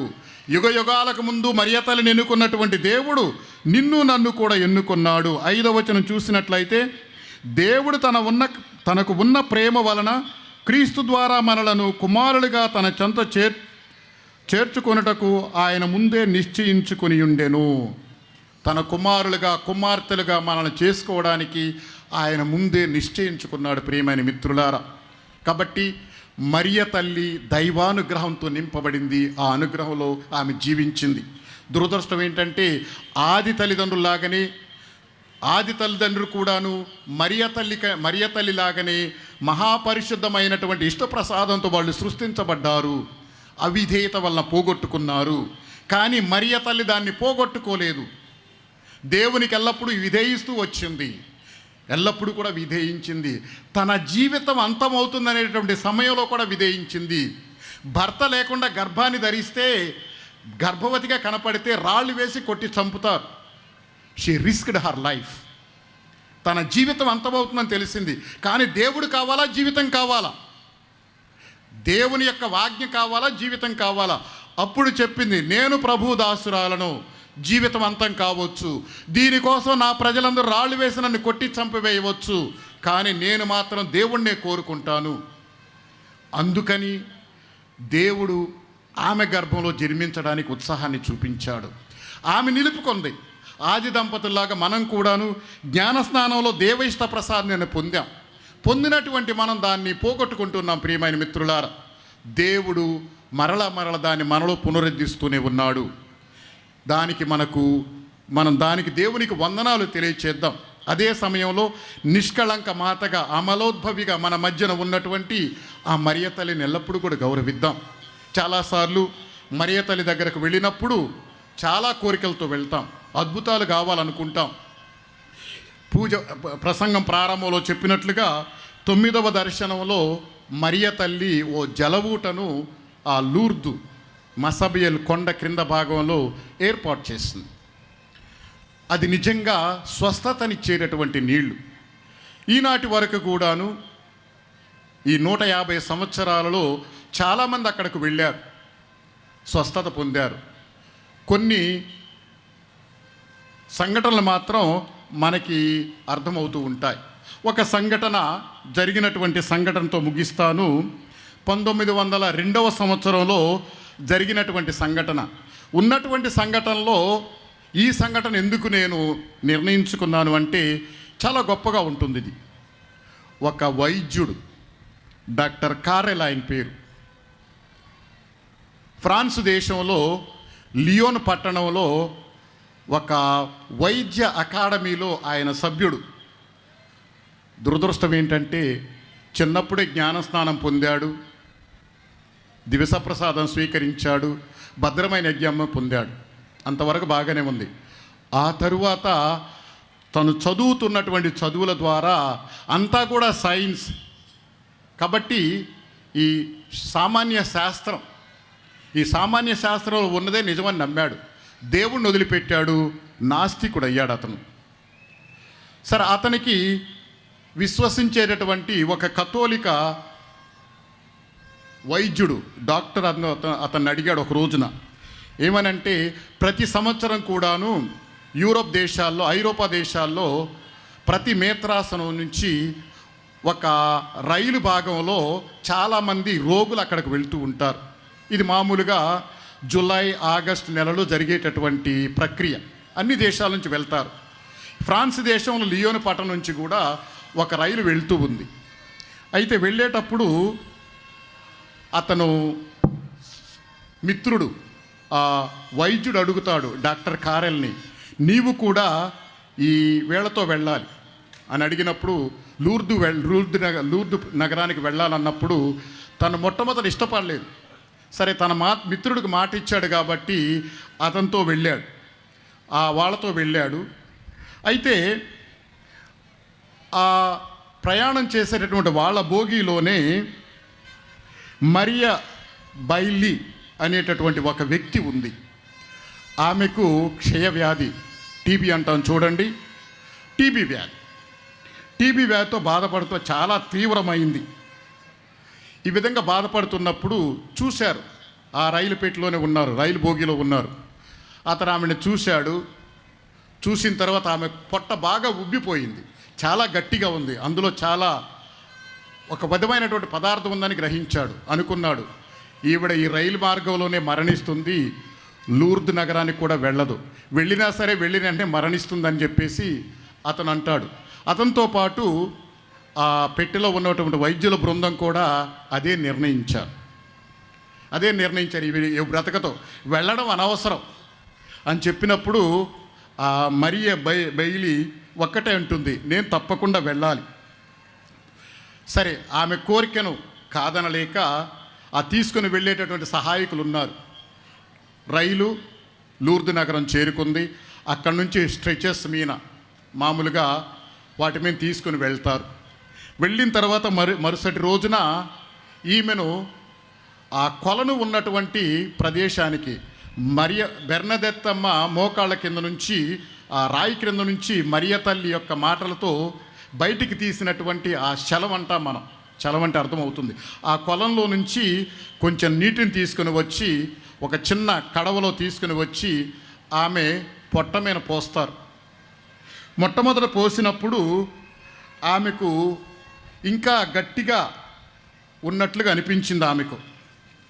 ఆ తరువాత రెండవసారి పోస్తారు. రెండవసారి పోసేసరికి కొంచెం ఆమెకు ఏమంటే రిలీఫ్ ఇచ్చినట్లుగా ఆమె ఫీల్ అయిపోయింది. మరలా మూడోసారి పోసినప్పటికీ వాళ్ళ ఎదురుగానే ఉబ్బి ఉన్నటువంటి పొట్ట మామూలుగా వైద్యులందరూ చూస్తూనే ఉన్నారు. ఆ పొట్ట అంతా కూడా మామూలుగా వచ్చింది. అక్కడి నుంచి ఆమె ఆ స్ట్రెచర్ మీద నుంచి లేచి నిదానంగా నడుచుకుంటూ తన గదికి వెళ్ళింది. తను స్వయంగా తన స్నానం చేసింది, దుస్తులు ధరించింది. రెండవ రోజున దివ్యబలి పూజకెళ్ళింది, సప్రసాదం స్వీకరించింది. అందరితో పాటు నడుచుకుంటూ ట్రైన్ ఎక్కింది. వైద్యులందరూ నిర్ణయించారు ఈమె లూర్దు నగరం కూడా వెళ్ళదు, మార్గ మధ్యలో మరణిస్తుంది, వెళ్ళినా సరే మరణిస్తుందని. అటువంటి మరియ బెయిలీ లేచి వెళ్ళడం. అయితే ఈ డాక్టర్ క్యారెల్ ఈ విషయాన్ని ఎవరికి చెప్పదలుచుకోలేదు. ఎందుకంటే తను చాలా పేరున్నటువంటి వైద్యుడు, సమాజంలో గొప్ప పేరు ప్రఖ్యాతులు ఉన్నాయి. తను విశ్వాసి అని తెలిస్తే తనకున్నటువంటి మంచి పేరు ఎక్కడ పోతుందని బాధపడ్డాడు, అతను భయపడ్డాడు. అందుకని ఈ విషయాన్ని ఎవరికి చెప్పల. అయితే ఆ నోట ఈ నోట వెళ్తూనే ఉంది వైద్యుల సమక్షంలో జరిగిందని. ఆ తరువాత ఇతను లియోన్ పట్టణం నుంచి అమెరికా దేశంలోని చికాగో పట్టణానికి వెళ్ళాడు. అక్కడ తాను చేసినటువంటి పరిశోధన ఏమిటంటే మానవ దేహంలో ఉన్నటువంటి నాళాల యొక్క పనితీరుని ఆయన కనుక్కున్నాడు. కనుక్కున్న దానికి 1912వ సంవత్సరంలో ప్రఖ్యాతిగాంచినటువంటి నోబెల్ బహుమతి ఈ డాక్టర్కి వచ్చింది. ఈ నోబెల్ బహుమతి ఈ డాక్టర్కి వచ్చింది. అయితే అప్పటికి అతనిలో విశ్వాసం కలగల. మరలా ఇంకోసారి ఆయన లూర్దు నగరానికి వచ్చాడు. తన కళ్ళెదుటే మరొక అద్భుతం జరిగింది. చివరిగా తను పోగొట్టుకున్నటువంటి విశ్వాసాన్ని ఆ డాక్టర్ క్యారెల్ మరలా పొందగలిగాడు. ప్రియమైన మిత్రులారా, ఈ విధంగా ఎన్నో అద్భుతాలు జరుగుతున్నాయి. విశ్వాసం, నమ్మకం ఇవి కావాలి. ఇవన్నీ కూడా మరియ తల్లి యొక్క మధ్యవర్తిత్వం ద్వారా, మరియ తల్లి యొక్క ప్రార్థన ద్వారా జరుగుతున్నాయి. ప్రియమైన మిత్రులారా, దేవుడు మనకు ప్రసాదించినటువంటి అతి గొప్ప వరం మరియ తల్లి. మనలాంటి మానవ మాతురాలు దేవుని సాన్నిధ్యంలో ఉంది. మనం సంతోషించాలి, గర్వపడాలి. అదే సమయంలో ఆమెను ఆసరాగా తీసుకొని దేవుని దగ్గరకు వెళ్ళాలి. పునీత మరియ మాంట్ఫోర్ట్ గారు అంటారు ఏమని, యేసుక్రీస్తు మరియ తల్లి ద్వారా ఈ లోకానికి వచ్చాడు. కాబట్టి యేసుక్రీస్తు దగ్గరకు వెళ్ళాలంటే మరియ తల్లిని ఓ నిచ్చెనగా చేసుకుని వెళ్ళు. మరియ తల్లి యొక్క అండదండతోటి, ఆసరాతోటి మనం వెళ్ళగలుగుతాం. ప్రతి నిత్యం కూడా, ప్రతి క్షణం తన బిడ్డలైనటువంటి మరణ గురించి ఆలోచించేటటువంటి తల్లి, మనందరి కోసం ప్రార్థన చేసేటటువంటి తల్లి, మనలో చాలామందికి ఎన్నో అద్భుతాలు కలగటానికి సహకరించినటువంటి, దోహదపడినటువంటి తల్లి మరియ తల్లి. ఆమె నిష్కళంకోద్భవి మాత. మనమందరం కూడా దేవుని ఎదుట నిర్దోషులంగా, నిష్కపటస్థులుగా జీవించడానికి సహకరించేటటువంటి తల్లి. అటువంటి అనుగ్రహాన్ని మనకందరికి ఇవ్వమని ఈనాటి బలి పూజలో ప్రార్థన చేసుకుందాం. ముఖ్యంగా ఈ పుణ్యక్షేత్రానికి వచ్చేటటువంటి వ్యక్తులందరికీ కూడాను వారి వారి కోరికలు తీర్చమని. అన్ని కోరికల కంటే ముఖ్యమైన కోరిక శారీరకమైనటువంటి ఆరోగ్యం కాదు ప్రియమైన మిత్రులారా, విశ్వాసం అనేటటువంటి కోరిక మనలో ప్రస్ఫుటంగా ఉండాలి. ఆ విశ్వాసమైనటువంటి వరం కోసం ఎక్కువగా ప్రార్థన చేద్దాం. ఆ విశ్వాస వరం కావాలి మనకి. ఎందుకంటే మనం ఎటు గాలి వస్తే అటు కొట్టుకుపోయేటటువంటి రకం. కాబట్టి గాలికి కొట్టుకొనిపోకుండా నిజమైనటువంటి శ్రీసభ విశ్వాసంలో స్థిరంగా ఉండే అనుగ్రహాన్ని ఇవ్వమని దేవుడు శ్రీసభ ద్వారా, సువార్త గ్రంథాల ద్వారా మనకు ఎరుక చేసినటువంటి వేద సత్యాలను విశ్వసించి అనుగ్రహాన్ని ఇవ్వమని ఎప్పుడు కూడా ప్రార్థన చేద్దాం. అటువంటి విశ్వాసపు వరాన్ని మనకు ప్రసాదించమని అవిశ్వాసపు అజ్ఞానాన్ని తీసివేయమని, స్వస్థపరచమని, మన కోసం ప్రార్థించమని మరియ తల్లిని ఈరోజు ప్రత్యేకంగా వేడుకుందాం. అందరం కూడా లేచి నిలబడి మన విశ్వాసాన్ని ప్రకటించుకుందాం. పరలోకమును భూలోకమును సృష్టించిన సర్వశక్తి గల సర్వేశ్వరుని సృష్టించున్నాను. అతని యొక్క ఏకపుత్రుడు మన యొక్క నాథుడైన యేసుక్రీస్తుని విశ్వసించున్నాను. పుట్టెను పాటుబడి శిలువ మీద కొట్టబడి మరణం పొంది సమాధిలో ఉంచబడెను. పాతాళం దిగి మూడవ నాడు చనిపోయిన వారిని లేచెను. పరలోకముకి సర్వశక్తి గల పిత అయిన సర్వేశ్వరుని కుడి ప్రక్కన కూర్చుని ఉన్నారు. అక్కడ నుండి జీవించు వాళ్ళకును చనిపోయిన వాళ్ళకును పవిత్ర ఆత్మను విశ్వసించున్నాను. పరిశుద్ధ కథోలిక సభను పునీతుల సంబంధ శరీరం యొక్క అవతారం నిశ్చయించున్నాను.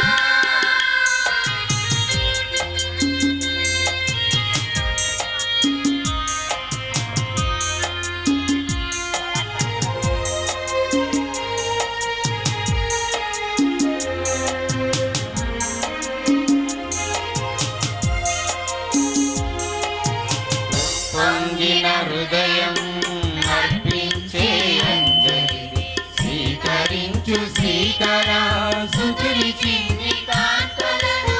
ఉప్పొంగిన హృదయం అర్పించే అంజలి స్వీకరించు శ్రీకరా సుతుని చిన్ని కాంతలను.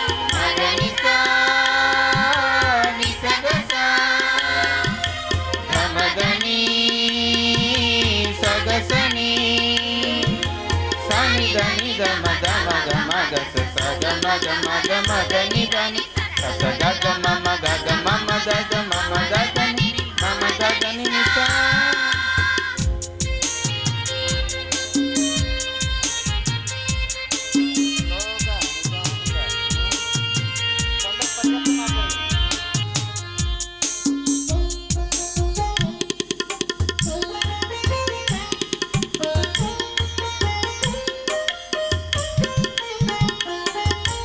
నీవే కదా సర్వ సృష్టి నీకవసరమేమున్నది.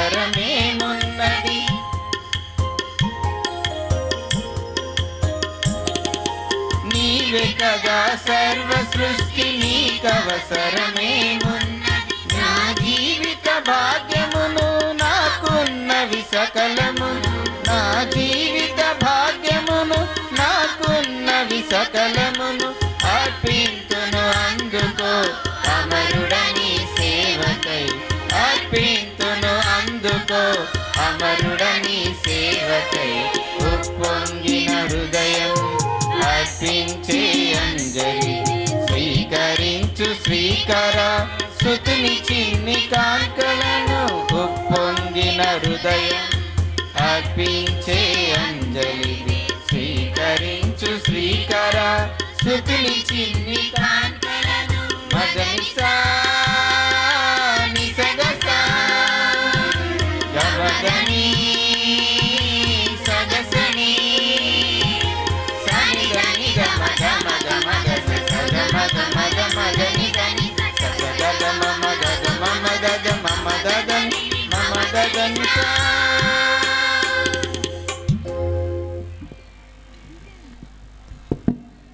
సహోదరి సహోదరులారా, మీరు నేను అర్పించే ఈ బలి సర్వశక్తి గల పితైన సర్వేశ్వరునికి అంగీకారమగినట్లు ప్రార్థించండి. స్తుతి మహిమల కొరకును మన యొక్కయు సత్యశ్రీ ప్రయోజనముల కొరకును మీ కర్మల ద్వారా ఈ బలిని స్వీకరింతురుగాక. ఓ ప్రభువా, భక్తితో మేము మేమర్పించు ఈ కానుకలను స్వీకరింపుము. ఈ బలి పూజలో నీ కుమారుడు కనపరచిన అవధిలేని ప్రేమను కృతజ్ఞతతో కొనియాడుచున్నాము. పరిశుద్ధ మరియమాత ఆదర్శమును గైకొని మేము కూడా నీ ప్రేమలోను సోదర ప్రేమలోను సిద్ధశుద్ధితో జీవింతుముగాక. మా ప్రభువైన క్రీస్తు ద్వారా ఈ మనవి చేయుచున్నాము. ప్రభువు మీతో నుండునుగాక. నీ ఆత్మతో నుండురుగాక. ఈ మనసులను ఉన్నతమునకు త్రిప్పుడు. ప్రభుని వైపు త్రిప్పియున్నాము. మన దేవుడైన ప్రభువునకు కృతజ్ఞత తెలుపుదము. కృతజ్ఞత తెలుపుట న్యాయము. ప్రభువైన దేవా, పావన పిత, సర్వశక్తిగల నిత్య సర్వేశ్వర, ఎల్లప్పుడును ఎచ్చోటను మేము నీకు కృతజ్ఞత వందనములు చెల్లించుట యుక్తము, న్యాయము, ధర్మము, రక్షణదాయకము. ఈ దినము పరిశుద్ధ మరియమాతను లూర్దు మాతగా కొనియాడుచు నీకు నీ నామమును స్తుతించి సన్నుతించి మహిమపరచుచున్నాము. ఆ మాత పవిత్రాత్మ వర ప్రభావమున నీ ఏకైక సుతుని గర్భమున మోసెను. తన కన్యత్వపు ఘనతను పోగొట్టుకొనకుండా నిత్య జ్యోతియును మా ప్రభువునైన యేసుక్రీస్తును ఈ జగతికి ప్రసాదించెను. క్రీస్తు ద్వారా దూతలు నీ మహత్వమును పొగడుచున్నారు. అధిపతులు ఆరాధించుచున్నారు. శక్తిమంతులు వణకుచున్నారు. పరమండలమందలి బలవంతులును ఆనంద పరవశులైన భక్తి జ్వాలకులును ఏకీభవించి ఉప్పొంగుచు నీ స్తుతులను పాడుచున్నారు. వారలతో మా స్వరములను ఏకము చేసి నిన్ను దీన భావముతో స్తుతించుట ఎట్లనగా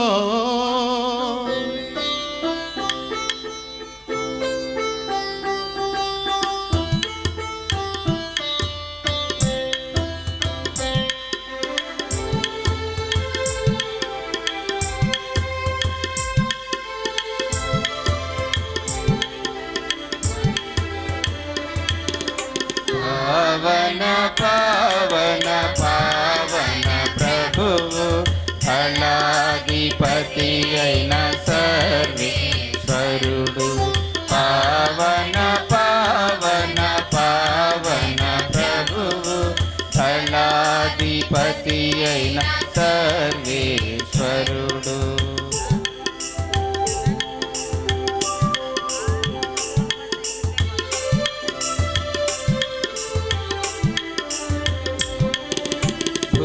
పరలోకము నీ మహిమాతో నిండియున్నది. మహోన్నతమున జయ జయ గానం, జయ జయ గీతం. పావన పావన పావన ప్రభువు దళాధిపతి అయిన సర్వేశ్వరుడు.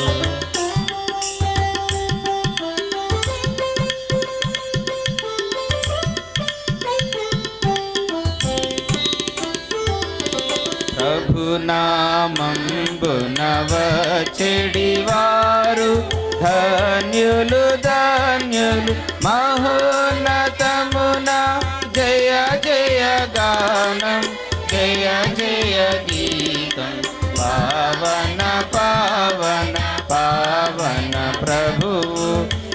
దళాధిపతి అయిన సర్వేశ్వరుడు పావన పావన పావన ప్రభువు దళాధిపతి అయిన సర్వేశ్వరుడు.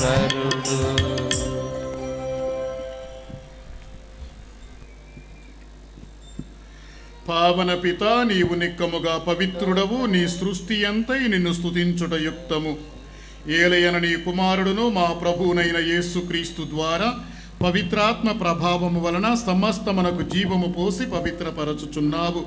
ప్రపంచమాద్యంతము సూర్యోదయము నుండి సూర్యాస్తమయము వరకు నీ నామమునకు నిర్మలమైన బలి నర్పించుటకై ప్రజలను నిరతము పిలుచుచున్నావు. కావున ఓ ప్రభువా, ఈ కానుకలను నీ సముఖమునకు తెచ్చియున్నాము. పవిత్రాత్మ ద్వారా వీనిని పవిత్రపరచ బ్రతిమాలుచున్నాము. ఈ విధమున ఇవి మా ప్రభువును నీ కుమారుడునైన యేసుక్రీస్తు శరీర రక్తములు అగునుగాక. అతని ఆజ్ఞ ప్రకారమే ఈ కృతజ్ఞతార్చనను నెరవేర్చుచున్నాము. అతడు అప్పగింపబడిన రాత్రి అప్పమునందుకొని నీకు కృతజ్ఞతా వందనములు చెప్పి స్తుతించి త్రుంచి శిష్యులకిచ్చుచు ఇట్లనెను, మీరందరూ దీనిని తీసుకొని భుజింపుడు. ఏలయనా ఇది మీ కొరకు అప్పగింపబడనున్న నా శరీరము.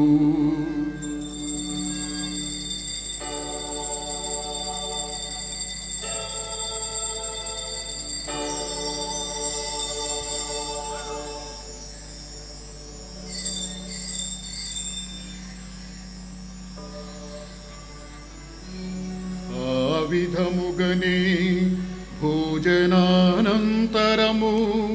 పాత్రమునందుకొని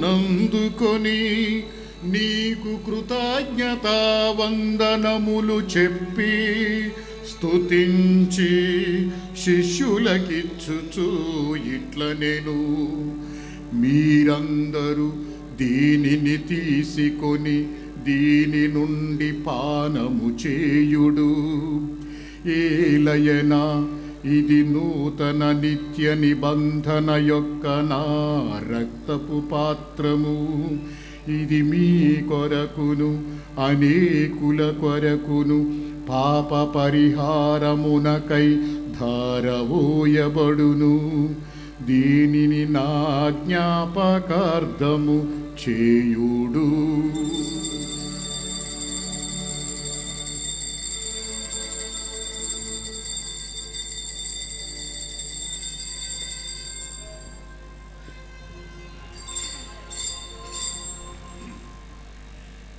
ఇది విశ్వాస రహస్యము.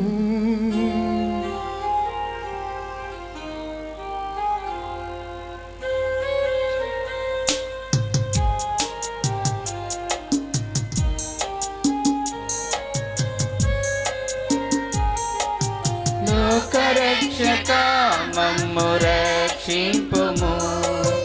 ఏలయనా నీ సిలువ ఉత్థానము వలన మమ్ము విమోచించితివి. లోకరక్షక మమ్ము రక్షింపుము. ఏలయనా నీ సిలువ ఉత్థానము వలన మమ్ము విమోచించితివి.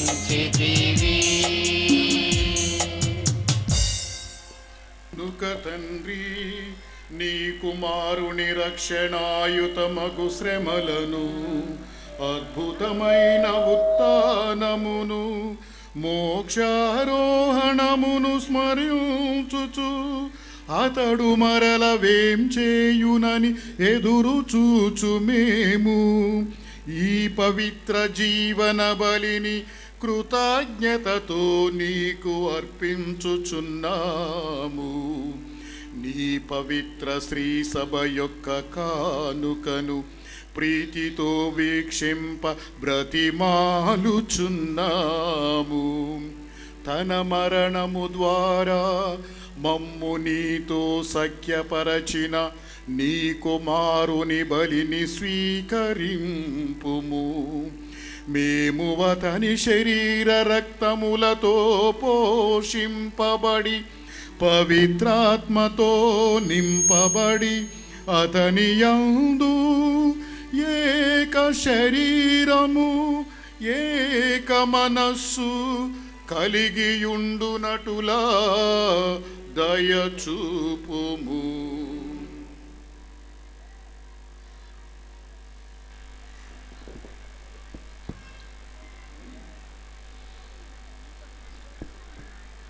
అతడు మమ్ము నీకు నిత్యాత్మనగా రూపొందించునుగాక. మీరు ఎన్నుకొని నా పుణ్యాత్మలతోనూ ముఖ్యముగా పవిత్ర కన్యక దేవమాత అయిన మరియమాతతోనూ సాకుడు తండ్రి పునీత జోజప్ప గారితోనూ ధనులైన నీ అపోస్తులతోనూ వేద సాక్షులతోనూ సకల పునీతులతో పాటు మమ్మును మోక్ష భాగ్యమునకు వారసులను చేయుము. ఎలయనా వీరి విజ్ఞాపన ప్రార్థన నిరవధిక సహాయముపై మేము ఆధారపడి ఉన్నాము.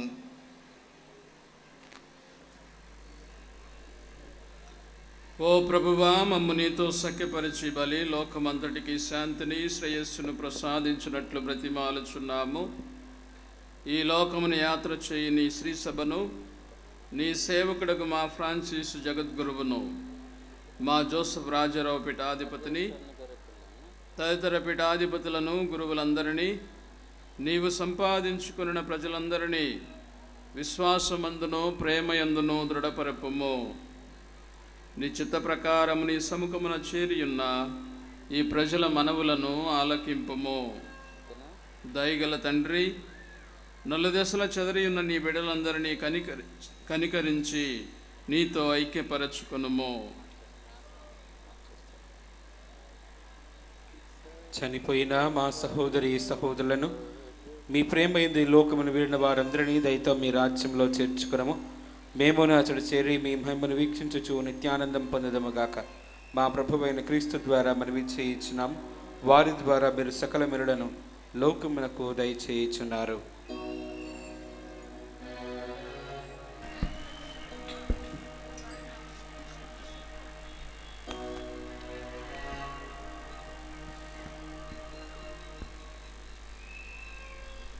క్రీస్తు ద్వారా క్రీస్తుతో క్రీస్తునందు సర్వశక్తి గల పితయైన సర్వేశ్వర పవిత్రాత్మతో నీకమయుడు నీకు యుగ యుగములు గౌరవ మహిమలు కలుగునుగాక. గౌరవ మహిమలు కలుగునుగాక.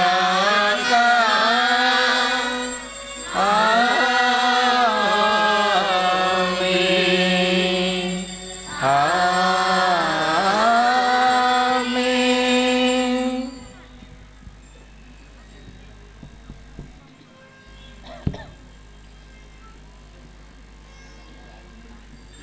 వెన్ననపూడి లూర్దు మాత పండుగకు వచ్చిన మనలందరినీ దీవించమని ఆశీర్వదించమని మనల్ని ఎన్నిక చేసుకున్నటువంటి దేవుని యొక్క ప్రణాళికలో విశ్వాసంలో స్థిరంగా ఉండేటటువంటి అనుగ్రహాన్ని యేసు ప్రభు నేర్పించిన విధంగా పరలోక తండ్రికి మన యొక్క ప్రార్థనలను అర్పించుదాం. పరలోకమందున్న మా యొక్క తండ్రి, నీ నామము పూజింపబడును గాక, నీ రాజ్యము వచ్చును గాక, నీ చిత్తము పరలోకమందు నెరవేరునట్లు భూలోకమందును నెరవేరును గాక. నానాటికి కావలసిన మా అన్నము మాకు నేడు అనుగ్రహింపుము. మాయ పాపపడిన వారిని మేము మన్నించినట్లు మా అప్పులను నీవు మన్నింపుము. మమ్ము శోధన యందు ప్రవేశింపనివ్వక కీడులో నుండి మమ్ము రక్షింపుము. ప్రభువా, అన్ని కీడుల నుండి మమ్ము రక్షింపుము. మా ఈ రోజులలో మాకు శాంతిని ప్రసాదింపుము. నీ దయానుగ్రహము వలన పాపము నుండి మమ్ము విముక్తులను చేసి అన్ని కలతల నుండి సర్వదా కాపాడుము. మేము మోక్షానందమును మా రక్షకుడైన యేసుక్రీస్తు ఆగమమును నిరీక్షించుచుందుము. ఏలైనా నిరంతరము మీదే రాజ్యము, మీదే అధికారము, మీదే మహిమ. శాంతిని మీకు ఇచ్చుచున్నాను, నా శాంతిని మీకు అనుగ్రహించుచున్నాను అని అపోస్తలులతో వచించిన ప్రభువైన యేసువ, మా పాపములను లెక్కింపక నీ శ్రీసభ విశ్వాసమును వీక్షింపుము. నీ చిత్త ప్రకారము నీ సభకు శాంతిని ఐక్యమును అనుగ్రహింపుము. యుగయుగములు జీవించుచు పరిపాలించు ప్రభువా. ఆమేన్. ప్రభుని శాంతి సమాధానములు ఎల్లప్పుడూ మీ అందరితో నుండునుగాక. నీతో నీ ఆత్మతో. ఒకరికొకరము సమాధానము తెలుపుకుందాం.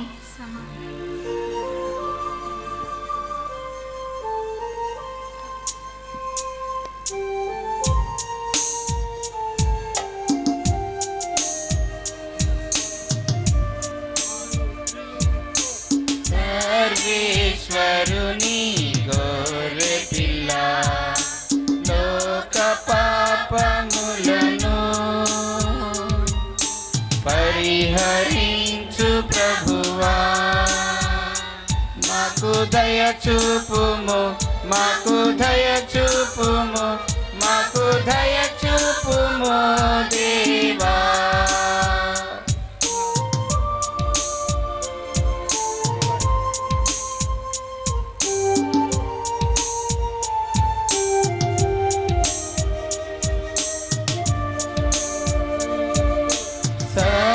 సర్వేశ్వరుని గొర్రె పిల్ల, లోక పాపములను పరిహరించు ప్రభువా, మాకు దయ చూపుము, మాకు దయ చూపుము, మాకు దయ చూపుము దేవా.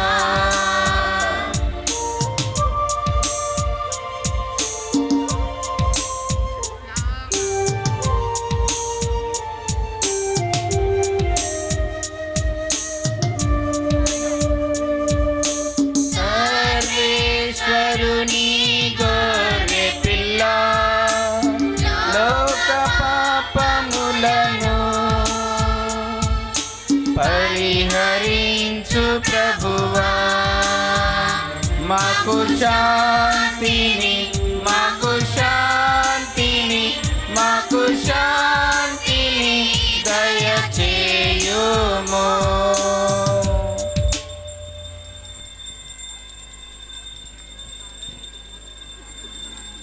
ఇదిగో సర్వేశ్వరుని గొర్రె పిల్ల, ఇదిగో లోక పాపలను పరిహరించు క్రీస్తు ప్రభువు, మరియ తనయుడు, మనందరి రక్షకుడు. వీరి యొక్క దివ్య విందుకు ఆహ్వానింపబడిన మీరందరూ ధన్యులు. ప్రభువా, మీరు నా ఇంట ప్రవేశించుటకు నేను పాత్రుడిని కాను. మీరు ఒక్క మాట పలికిన నా ఆత్మ స్వస్థత పొందును.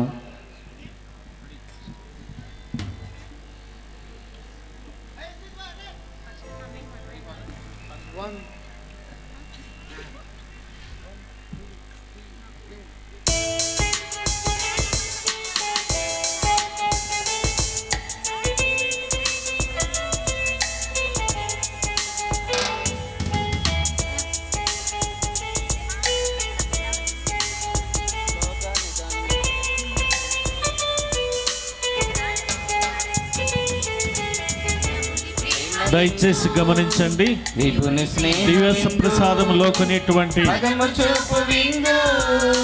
రోమన్ కథోలికులు మాత్రమే ఆ బ్యారికేడ్స్ ప్రక్కకు వచ్చి దివ్య ప్రసాదాన్ని స్వీకరించాలి. మిగతా డినామినేషన్స్ వారందరూ మీ స్థలాలలో కూర్చొని ప్రార్థన చేయండి. ఆ బ్యారికేడ్స్ ప్రక్కకు రండి. దివ్య ప్రసాదం స్వీకరించేటువంటి వాళ్ళు. విజయమిచ్చు విందు యేసుక్రీస్తు విందు, పాపహరణ విందు, శాపచరణ విందు, విజయమిచ్చు విందు యేసుక్రీస్తు విందు. ధరణి పైన సత్యమును చాటును ధర్మపీఠ విందు, కరుణ పైన నిత్యమును కోరును కర్మకోట విందు. ధరణి పైన సత్యమును చాటు విందు కరుణ పైన నిత్యమును కోరును కర్మకోట విందు ప్రభుని ప్రేమ విందు దేవుని స్నేహ విందు పరము చూపు విందు పరము చేసు విందు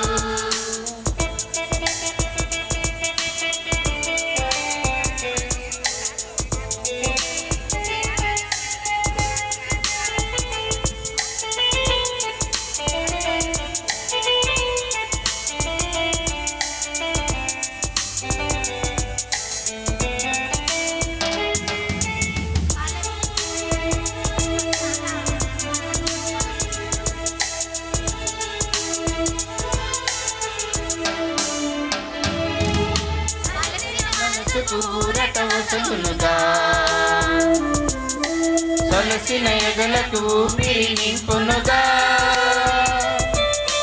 అలసిన మనసుకు ఊరట వసగునుగా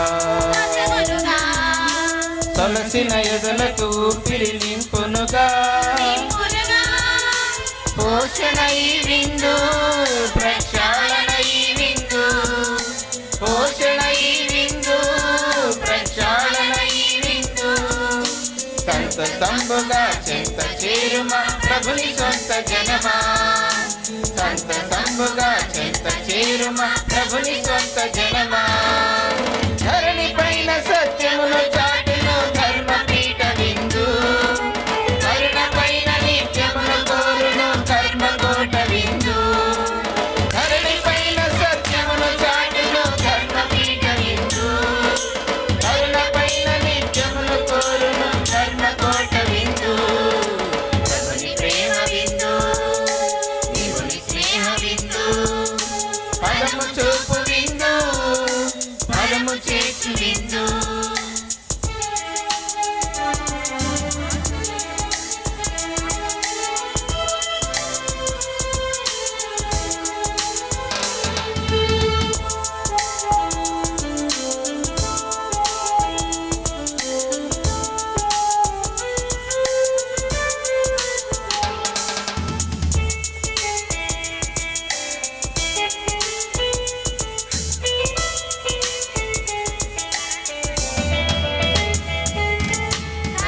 చెడుగును కలువరి చేర్చునుగా కదలని అడుగులు సిలువకు నడుపునుగా కదలని చెడుగును Calvary చేర్చునుగా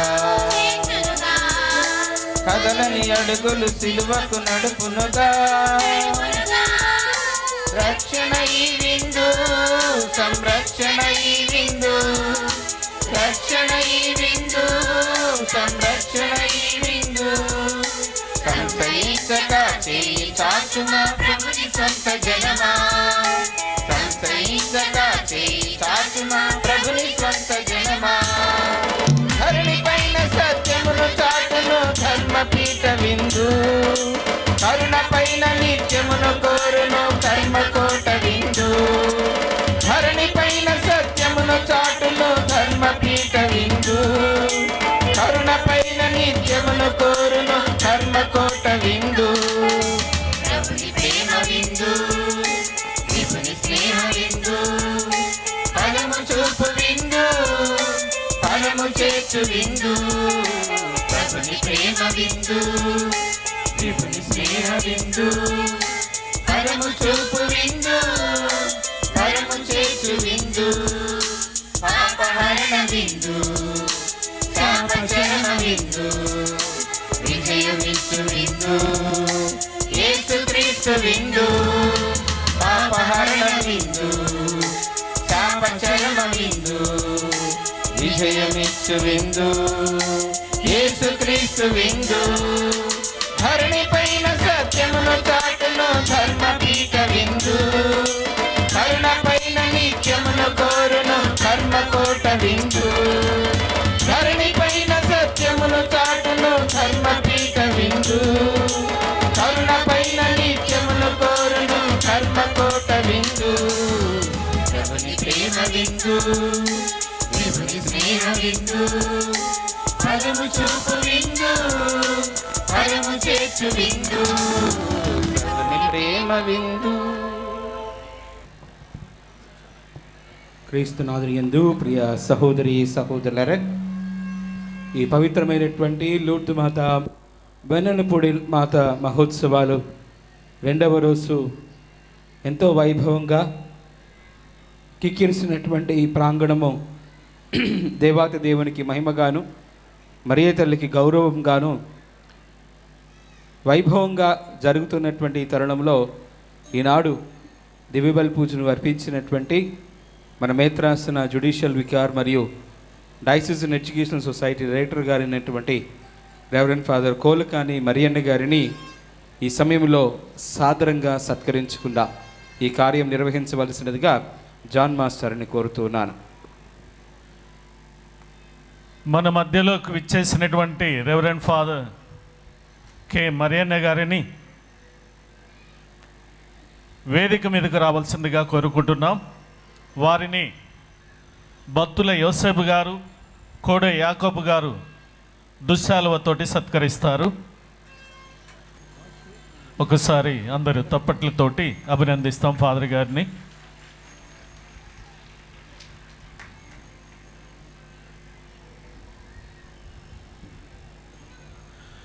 మేత్రాసన judicial vicar educational society director, చూడటానికి డిగ్రీలు చాలా ఉన్నాయి, కానీ మనం విన్నటువంటి ప్రసంగాన్ని ఒక్కసారి నెమరు వేసుకుంటే కొబ్బరికాయని ఎలా పగలగొట్టాలో ఫాదర్ గారి ద్వారా మనం నేర్చుకున్నాం. చాలా కోతులు కొబ్బరికాయల్ని తల మీద కొట్టుకుని ఏవో స్థాపించుకుంటున్నాయి. చక్కగా లోతైన భావాలతోటి విశ్లేషణతోటి సువివరంగా మనకు చెప్పినటువంటి ఫాదర్ గారికి మన విచారణ తరపుగా ధన్యవాదాలు చెప్పుకుంటున్నాను. ప్రార్థించుదము.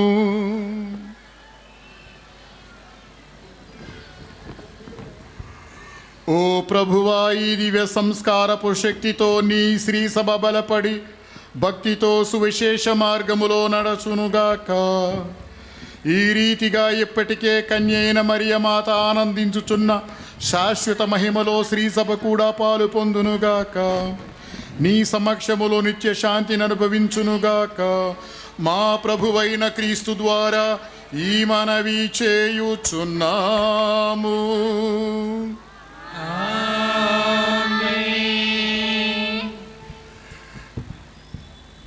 ఈనాటి ఈ పూజా బలికి నన్ను ఆహ్వానించి ఈ పూజా బలిని సమర్పించడానికి, వాక్యాన్ని మీతో పంచుకోవడానికి అవకాశాన్ని ఇచ్చినటువంటి విచారణ గురువులు రెవరెండ్ ఫాదర్ ప్రశాంత్ గారికి ప్రత్యేకంగా వందనాలు తెలియజేస్తున్నాను. దేవుడు వారి చేపట్టే కార్యక్రమం విజయవంతం కావాలని కోరుకుంటూ దీవిస్తూ ఉన్నాను. ప్రభువు మీతో నుండునుగాక.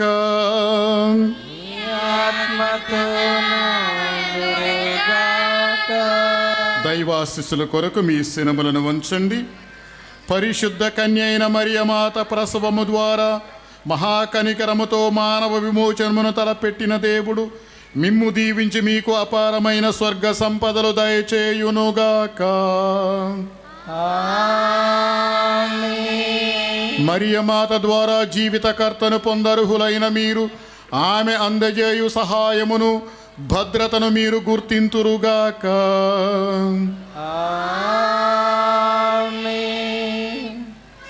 వెన్నెనపూడి లూర్దు మాత మహోత్సవమును ఘనముగా కొనియాడుటకు ఈరోజు భక్తితో ఇక్కడ సమావేశమైన మీరు ఆధ్యాత్మిక ఆనందమునసగు వరములను, స్వర్గీయ బహుమతులను మీతో పాటు తోడ్కొని వెళ్ళుదురుగాక. సర్వశక్తిగల సర్వేశ్వరుడు పితా, పుత్ర, పవిత్రాత్మ ఆశీర్వాదము మీపైకి దిగి వచ్చి సర్వదా మీతో నుండునుగాక. పూజ సమాప్తమైనది. వెళ్ళి దేవుని ప్రేమలో సేవలో జీవించండి. సర్వేశ్వరునికి వందనములు.